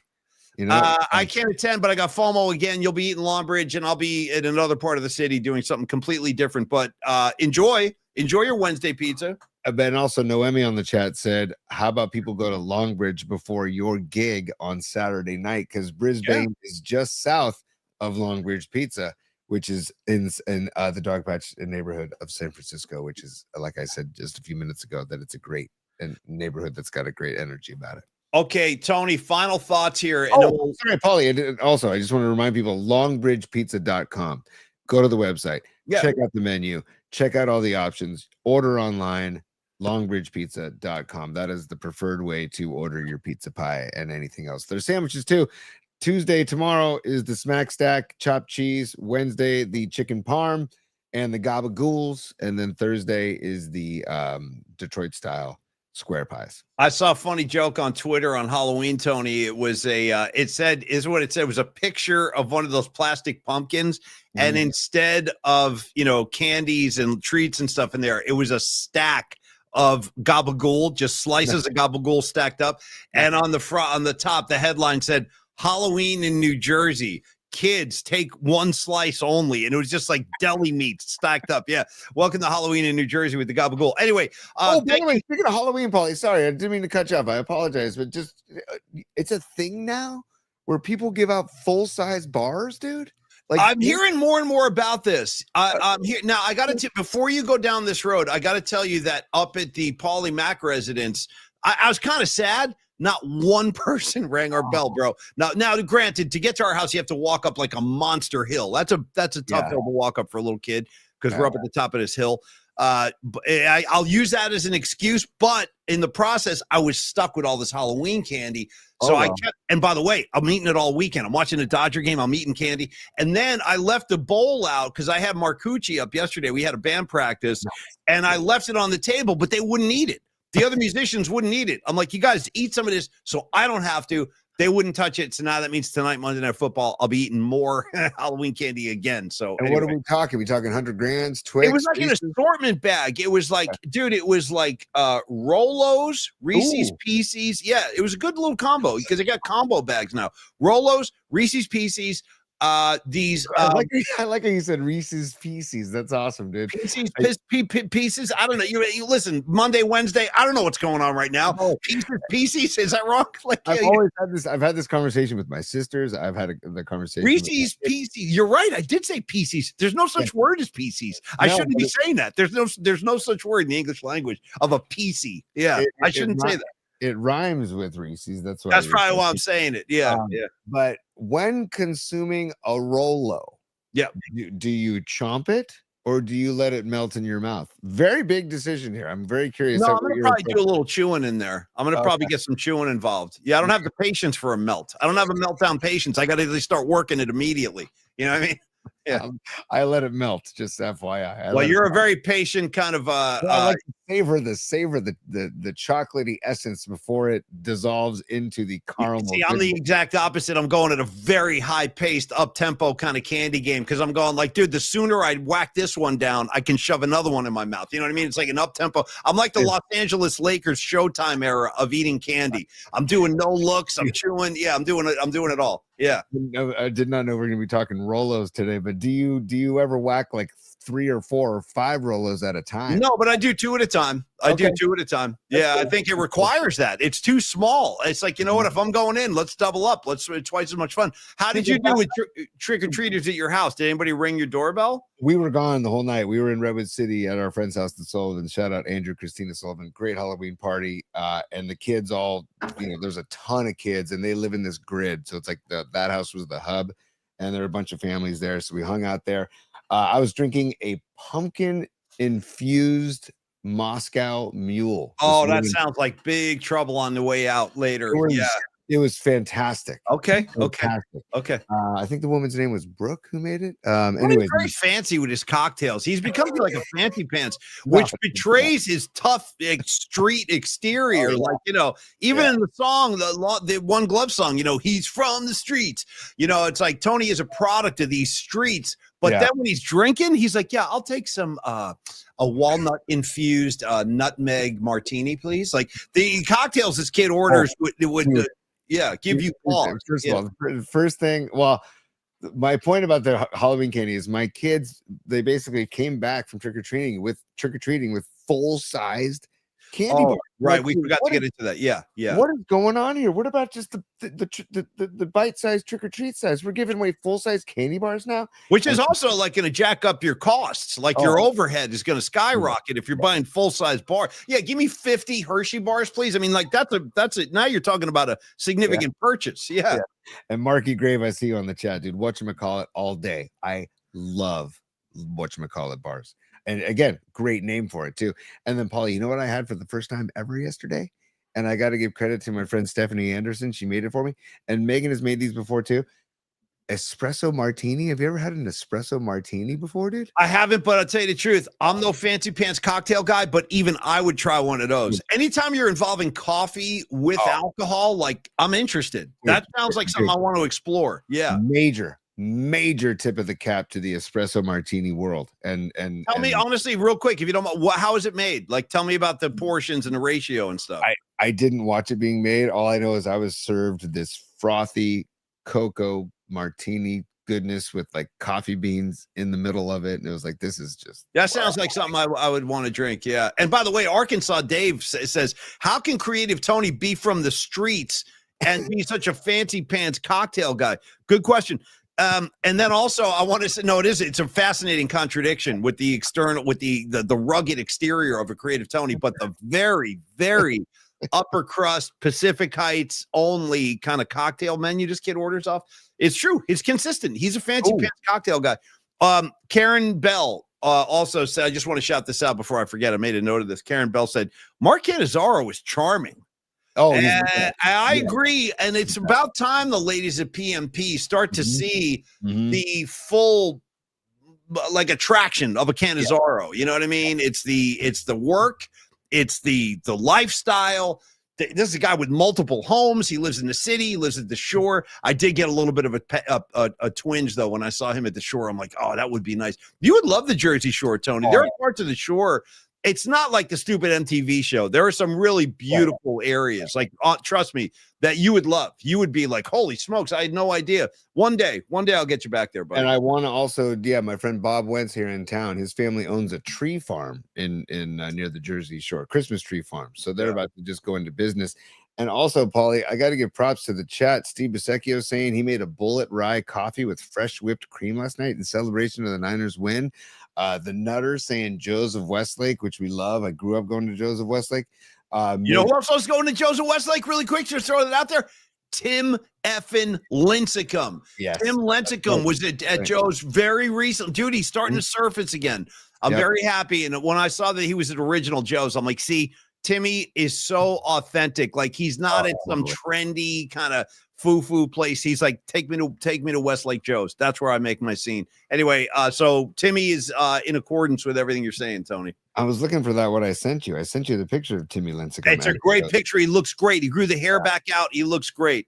I can't tell you how much I love that kid. I could do a whole show on him. Maybe we should. Sometime. And I've known the owner of Joe's for since high school, the Dugan family, and so I sent it to John saying, "Now this is what I'm talking about." Timmy coming into Joe's for a little hang and a little. He knows what's up. He knows the spot to go, man. I was really excited to see that Timmy chose original Joe's of Westlake, and I'm sure they make a great espresso martini because that's what the Nutter was bringing up. And by the way, I think I hope that the opening of the Sharp Park Tavern or Tap Room. Remember on Friday we talked about the Sharp Park Tap Room was having their grand opening on Saturday? Yes, and they should probably sponsor the PMP show too while you're at it. You guys, if you got your people listening in, we'd love to have you, and we'll get the word out for you. But go ahead. What were you going to say? I was just going to say I hope it went well, and I assume it did because anything that goes down in Pacifica we're usually fans of, dude. Because that's just one of the greatest, and it used to be the best kept secret. And it's no longer the best kept secret. Well, it's not only that, Tony, but I'm going to say I have a hard time with people. And there are a lot of these kinds of people out there that I've met where I'll be like, dude, Pacific is so cool. I love hanging out down there. And then some people are like, oh, really? I don't like Pacifica. It's too foggy. It's too cold. It's too this. It's too that. I'm like, I disagree with everything you're saying because I love it. I love how there are kind of hills. You can hike. You got the beach. You got the bars. I'm a Pacifica head like Tony. I love Timmy right there, bro. Look at him. There it is, dude. There's Timmy at original Joe's of Westlake. It's just the best. And I'm wondering if he went there when he was a player and just kept it totally stellar and totally under wraps because there are little nooks of that restaurant where you could go in and not get noticed and enjoy a meal in the corner, maybe in the Cascade room. Yeah, nice. Is that the little bar area, Tony? The Cascade? No, when you walk in, it's the room to the right. And before they remodeled it, that room had no windows, and it was like, oh, this is where deals go down. This is Yeah. where things go Yeah. down. Well, I hope Timmy knows how much we all love him, man. I think he does. I think Timmy knows. I just think that I could be wrong, but this is my kind of feeling about him present day. I think that given what he's gone through in his life and all that, he has not had an easy time post baseball. I'm not going to get into it, but you can look it up and read about it if you want to. And I think that he is a guy, Tony, who just does not like being the center of attention. Like, it makes him uncomfortable. It's like Kurt Cobain. I get that. Like, there are some people that are incredibly talented at what they like do. Joe Montana doesn't like being the center of attention at all. And I kind of dig that, actually. I respect that. I respect that a lot. People that don't need to be, hey, look at me, everybody. If Timmy wanted to, though, like, at some point, we're going to have a Lincecum Day at Oracle Park. Sons of Johnny Lee's been talking about that for a long time now. And I'll be front row and center. I'll be right there with a Lincecum shirt on, waving a Lincecum flag. But until he decides like he's cool with that, we just got to wait for him to be cool with it, or whenever he wants to come back. Because anytime he sets foot in that yard, the place will explode. Go bonkers. I mean, dude, I went back and watched some of that World Series game against the Rangers, the Bumgarner 4-0 win on Halloween, because again, I love when you talk about this. Yeah, go ahead. Let's get into it. Yeah. I was just looking at the lineup. I'm like, man, look at this. Juan Uribe, Freddie Sanchez, Aubrey Huff. Like, you forget about the different characters on that team. They had a lot of personality, that team. That was probably the last. That was like those giant teams are like the last, in my mind, of that era before like the computer geeks came in, the Farhans, the Kaplers, like the whole thing started to feel different. But you're right. That 2010 team, dude, walking into that clubhouse, it was a madhouse in there. Yes. It was crazy in there. Yes. And by the way, just because we talked about this earlier in the show, and we're going to just mention it again as we close the show, Yamamoto is not the GOAT, Dave Roberts. Oh, okay? Did he call him that? I didn't hear Robert. Dude, he introduced him as the GOAT in the post. I turned it off. Dude. I stopped watching. I didn't want to watch the post game. As soon as that last out was recorded, I was gone. One more time. Let's review the stats again. Bumgarner 2014 World Series, 21 innings pitched. Yamamoto 2025 World Series, 17 2/3. Big difference. How about the ERA? Bumgarner 0.43. Yamamoto 1.02. How about the walk to strikeouts? 21.6 to 20. Okay. How about the opponent's batting average? Bumgarner's opponents batted 125, Yamamoto's 164. Both guys dominated, but you can't say that Yamamoto's the GOAT. You gotta tip the cap to Bumgarner and just leave it alone. Just leave it alone. I do too. That's that people can't help but make that kind of comparison. I get it. I would say this, like the only thing I read all the numbers you just read off there, Tony. I think the only thing I recall where Yamamoto had an edge was wins. Bumgarner had 2 wins and Yamamoto had 3. Okay, I'll give you the wins. But in every other meaningful category, Bumgarner surpassed him. And I don't even think it's smart I don't think you have to compare. I know what I saw. I saw Bumgarner. It was the best postseason pitching I've ever seen. Yep. A lot of people feel the same way. Now, I don't want to throw shade at Yamamoto. He didn't do anything wrong. That guy pitched his balls off. And without him, he was and I think he was the right MVP because he was the only guy Toronto couldn't hit. Yep. He was the only guy that gave Toronto that kind of problems in the batter's box. Everybody else they got to. They got to Snell. They got to all of them, dude, at one time. Glass now. On and on it goes.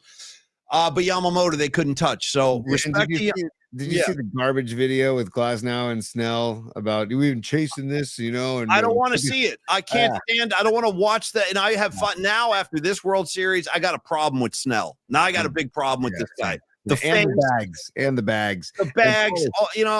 then I think one of those two guys said something like, "Hey, if you can't beat them, join them." Really? That's what I'm talking about. You. They both did it to each other and to the reporter. And Paulie, did you see the tender moment of Bo Bichette approaching Don Mattingly in the dugout after the game and giving him a big hug? I didn't. I honestly, Tony, I did not watch any post game. When that last out was recorded, I was gone. I didn't see any of that. Don Mattingly sitting in the dugout, just kind of looking out at what's going on in front of him. And the dugout was empty except for Mattingly. And Bo Bichette comes back out and hugs Mattingly and walks him out of the dugout into the clubhouse. It was like, what a moment, man.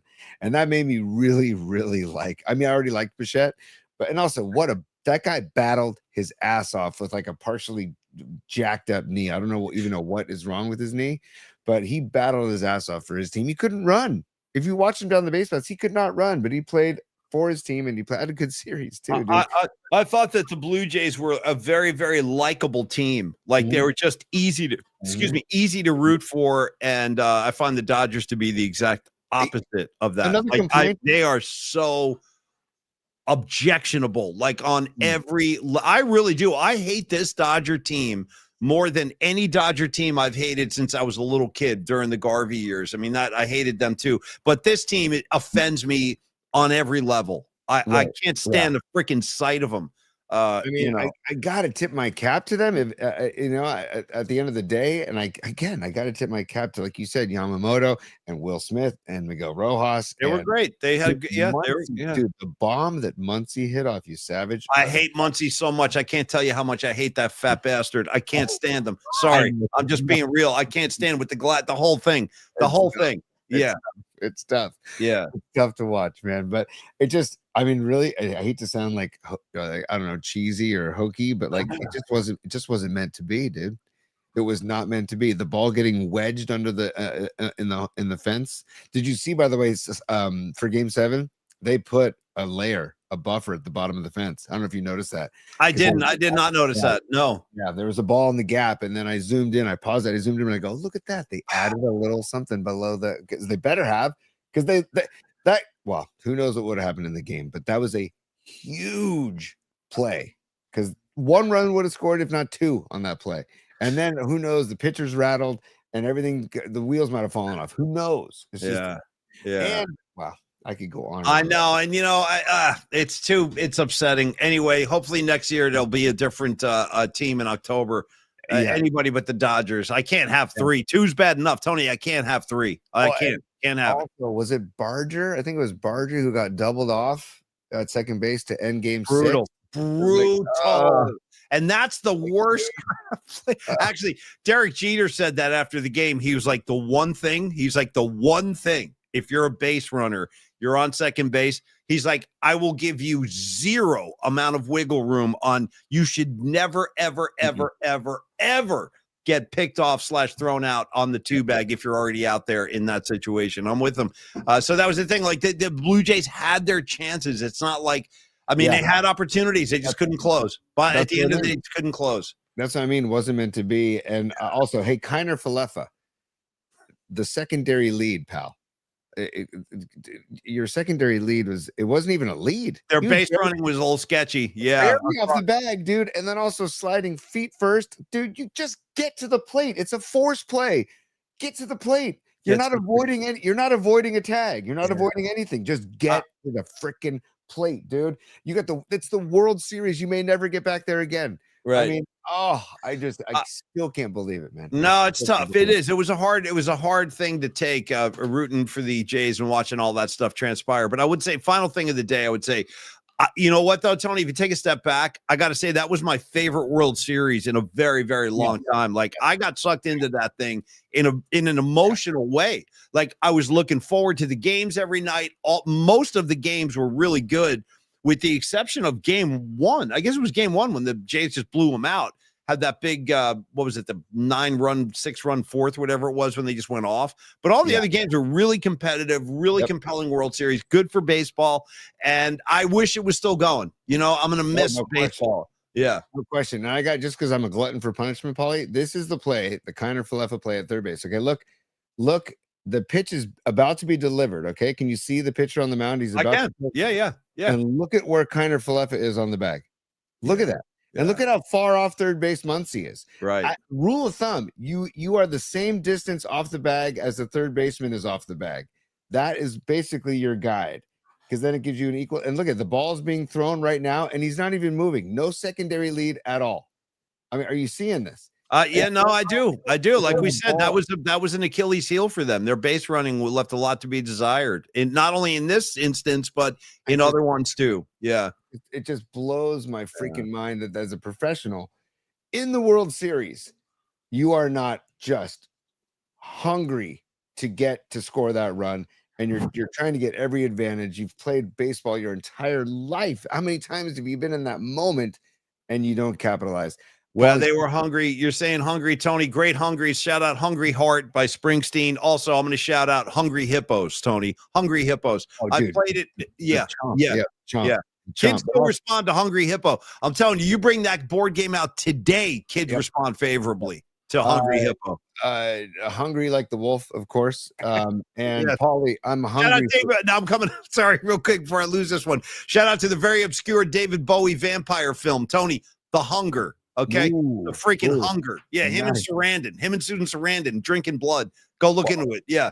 Paulie, okay, then you've got Temple the Dog with Hunger Strike. Sure. And then you've also got Twisted Sister's phenomenal album, Stay Hungry. D. Snyder eating the bone, which looks almost like a human bone. I don't know. I'm just throwing that on the table. It's like a femur or something like that. Again, here we go. Stevie B, Hungry Eyes, dude. Hungry Eyes. Who was that, man? Who sings Hungry Eyes? Oh gosh darn it. I was trying That's to get okay. I got the painted nail. Nah, I'm fine like that. We get the point. I see him. I see the mascara. He's ready. That's D. Snyder. Sure. Paulie, on the way out though, let me get rid of D, by the way. I hate that you'll get rid of D. I prefer if you don't. I wish you'd leave him there if you're asking me. Okay. Yeah. No, stay hungry, man. Thank you, Rex. Real quick. Oh, yeah. It's business time. Okay. And then on the way out, there's some supers that happened during and after Marky Mark Cannizzaro. So I want to get to the supers. Candlestick Kid, love you, Candlestick Kid, saying Happy Victory Monday. We didn't really talk much Niners outside of with Cannizzaro, but we covered it with Marky Mark. And it says and FU blank the Doyers. So yes, for life. Thank you, Candlestick Kid. You and me, but bro, I feel the same way. I do. I feel the same way. Yes, Stevie B. Yes, punishable by death. You can choose. You want lethal injection or the gas chamber, but we can't have you walking the earth if you're going to support microwave pizza. Me and Stevie B are going to clean up the streets someday. Like we're going to run on like a tandem, and I'll be like the governor. He'll be like my lieutenant governor, Stevie B. And that's our whole campaign. That's our whole platform is going to be. And I'm going to outlaw scooters. I'm going to outlaw driverless cars, and there will be no more. I might just get rid of microwaves altogether. I might outlaw microwaves in general. That'd be great. One last thing about microwaves. Sorry, I didn't think I was going to have to go here, but now I'm going to do this. Tony, check this out. If you get a brand new microwave today, and you open up the pamphlet, the brochure, the instructions, you start reading through there, you know what it says in there? It says pregnant women should not stand directly in front of a microwave. Okay. Great. Let me ask you this. So you're telling me that it's dangerous for a pregnant woman to stand in front of a microwave, but it's okay for Creative Tony to stand there? Think about it. Dude. Think about it. So it's only dangerous for pregnant women. They're telling you right there. This thing's a dangerous machine. It can kill you. Get rid of microwaves. Me and Stevie B are going to clean this up in due time. Yeah. What a microwave does to a pizza crust is it's criminal. It's criminal. Like a rubber band, and then it gets hard, and then you can't chew it, and then you can't bite it. You almost lose a molar. You got to go see Dr. Young after eating. The whole thing is soaking wet. It's soggy. It's dripping. By the way, Noemi, you just blew my freaking doors off. I saw this. We'll end the show but one last thing. Did you just tell me, Noemi? Now I'm just talking to Noemi for a second, one-on-one. Did you just tell me Eric Carmen wrote Hungry Eyes? Are you talking about the same Eric Carmen from the Raspberries? Go All the Way, Eric Carmen? Seriously, I'm not kidding around right now. I need to know this ASAP. That Eric Carmen? Or because now I'm stunned if you're coming at me with it. It is? Wow. BLA is saying yes. That's damn. I had no idea because Eric Carmen wrote a lot of good songs. I had no idea that he did Hungry Eyes. That's like a huge revelation to me. I'm trying to. Yeah, go ahead. I love that. Also, Utah, give me two. Yeah, two things as we leave here. Ray Goodman is a super, final super of the day. He says the Glide Annual Jazz and Justice Sunday is a must see. Ray, well said. By the way, Ray Goodman and the Soulmates playing this Friday. We'll talk about it again, but at the William Welch Winery in Martinez this Friday if you're Martinez. Also, Paulie, we were talking about microwaves, and I got to say this, and we can talk about it later in the week. Okay, sure. And I saw this Chase Senior. Okay, he's on Twitter, but he's also an NFL host and he's an analyst. Okay, wait, Chase who? Chase Senior, and he's on Twitter, and he says he's talking about the Niners injuries, and he says, One theory that's out there, if you want to get nerdy and holistic, is something that John Feliciano brought up, that how players have joked, Niner players have joked around about there being an electrical substation right next to the practice field at Levi's Stadium, and how that has led to the Niners injury problem. I'll buy that. I'll buy that. I don't like stuff like that. Those big grids, they're giving off all this weird energy. Very microwave-esque. Again, very suspicious. Very suspicious. You know what, though? This whole thing, I mean, again, I don't want to upset our friends down there because we got friends. We got Bob Sargent. We got John Lynch. I mean, I love these guys. But listen, get back to San Francisco. Let's cut the crap already. We've tried this for 10 years. It's not working. Okay, it's not working. Now we go to Super Bowls and lose them. At some point, I'm sorry, Jed. Sorry, man. I know, but you got the checkbook up there, bro. You're going to have to build me a new stadium in the city. For me, just for me. Build me a new stadium. I don't care where you do it. I don't care. Dude, do it in the dog patch south of Chase Center, right behind Longbridge Pizza and Neil Donardi. Okay, that's actually not a bad idea. Let's make it waterfront. Okay, just has to be in this, as Willie Brown used to say, the city and county of San Francisco. I want it in the city and county of San Francisco. I do think there's something going on. Now you're throwing substations at me. This is a recipe for disaster. That could be the sports mecca of the world if you got Oracle Park, Chase Center, and Levi's North in San Francisco. That would be amazing. And now, plus, Tony, I wouldn't have to drive to Santa Clara every time I want to see the Stones. That was nice, dude. You know, I'm not even kidding. No joke. That's no punchline. Let me see my stadium shows up here. Yeah. Hey, by the way, so just back to Chase Sr., he says there's been a lot of studies how cell phones, Bluetooth, wireless earbuds, etc., emit a lot of electromotive force, and that it can be harmful to people. So, dude, there might be something to this theory. I don't want to get into this now. You're making Dr. Mack have to come out of his laboratory. I don't want to have to throw on the white coat and show you my medical credentials, but I will. Last thing. I've been saying this for a long time. I think cell phones pose a variety of dangers that we don't even know about yet.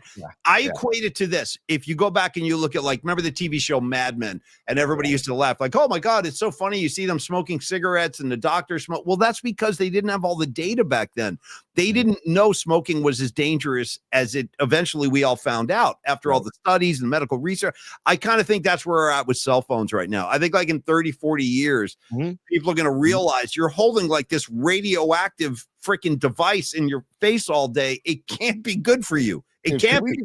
Can we bring back the wall-mounted phones with the rotary numbers and the cords that are as long? I'll come back. I'll do cups give me a string and 2 cups. Just keep it safe. I don't want to die because I made a phone call. Had Paulie Mack die? Too much cell phone exposure. That's what took him out. Like, I would hate if that's my freaking on my tombstone. Here lies Paulie Mack. He got taken out by his cell phone. You know what I mean? Like, I remember in high school if I had a phone call and I didn't want people hearing what I was talking about, my sisters or my parents, I was maybe talking to like a girl or something.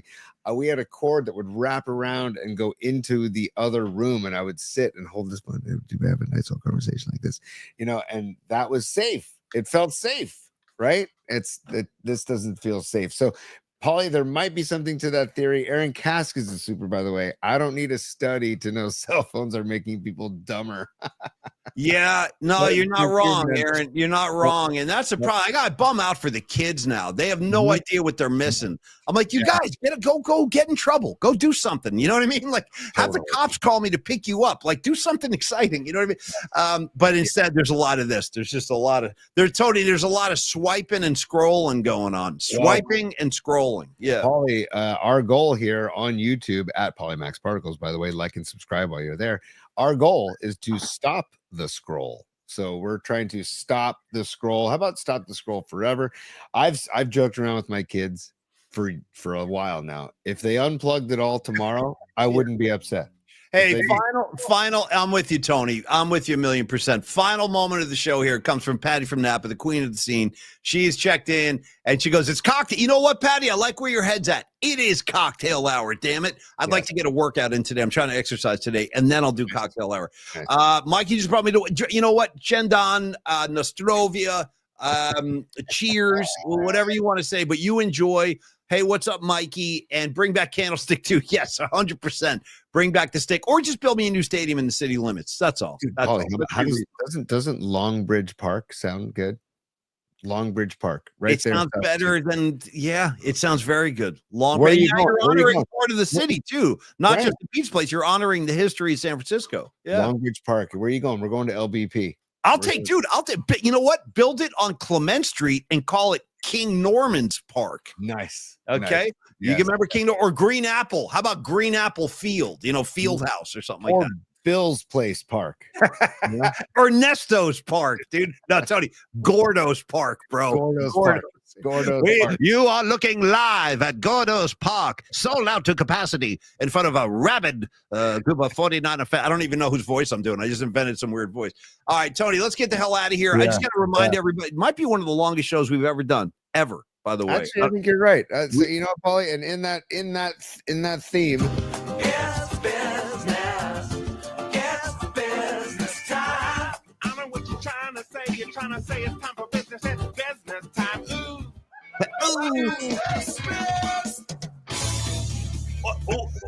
Wow. Okay. Well, listen, Tony gonna Tony. You do what you got to do. Just the last thing, really quick reminder: no show tomorrow, you guys. Why? Yeah. Cron Steve has us at gunpoint. Essentially, he's like, "You guys are gonna record this freaking spot, and you're gonna like it." It's like, okay, bro. So anyway, we're gonna be busy. I don't honestly know how long the shoot is gonna go, but I expect it's gonna go for a long time, and that's why. Hey, Lily, I don't even see you. Good to see you. Always good to see Lily Merchant. by the Have a way, nice day. Paulie, Cron Steve texting me during the show. Of course. Is it okay? Is it okay for Art to park in your driveway tomorrow? By the way, is it okay? Yeah. Do you mind having the Cron 4 news truck in your driveway for about, I don't know, 7 hours tomorrow? Wish us luck, dude. Wish us luck. I have no idea what we're walking into, but that's the reason I don't want to book a show because I'm afraid we wouldn't be able to meet it. And I don't want to do that. So we're just going to go dark tomorrow, film this Cron spot. Hopefully it turns out good. You'll see us on Channel 4. Hey, listen, if you need more Polymac Creative Tony content, I encourage you to tune into Cron 4 every night during sports final. Yep. They run our ad every single night. Tony and I we really do. We shoot a new promo every single day and they're running it. But this is going to be like a proper commercial with a budget and lights and the whole bit. So, and I hate doing that kind of but we'll do it tomorrow. So we'll see everybody back on Wednesday. Hey, Cheeks. Thank you, brother. And I am down with LBP. Yeah, you know me. Shout out Tretch, East Orange, New Jersey. Look it up. Okay. Tony, I got to get out of here. I'll see you to do the promo in like 10 seconds. And then we'll see everybody else Wednesday for the night flight. Thanks for hanging out with us today. I actually had a lot of fun. Thank you, Mark Cannizzaro. And I think that's it, right? You already cross-faded. I think we're good. I'd like to thank Mark, a 22-year-old Mark Cannizzaro smoking ganj, as he mentioned. So, Well, I thank Polymac and Creative Tony too, because 22, Tony, I don't care, 22, 52, some things are still going. You know what I mean? As a talking head, same as it ever was. All right, everybody, see you Wednesday night on the night flight, and wish us luck for tomorrow with Cron 4 Steve. Who knows if we'll survive this thing? I hope so. I know. Hey, Tony, do you mind if I just park my rig here for like 9 hours? All right, see you tomorrow. See you Wednesday, everybody. Cheers, y'all. Peace, y'all.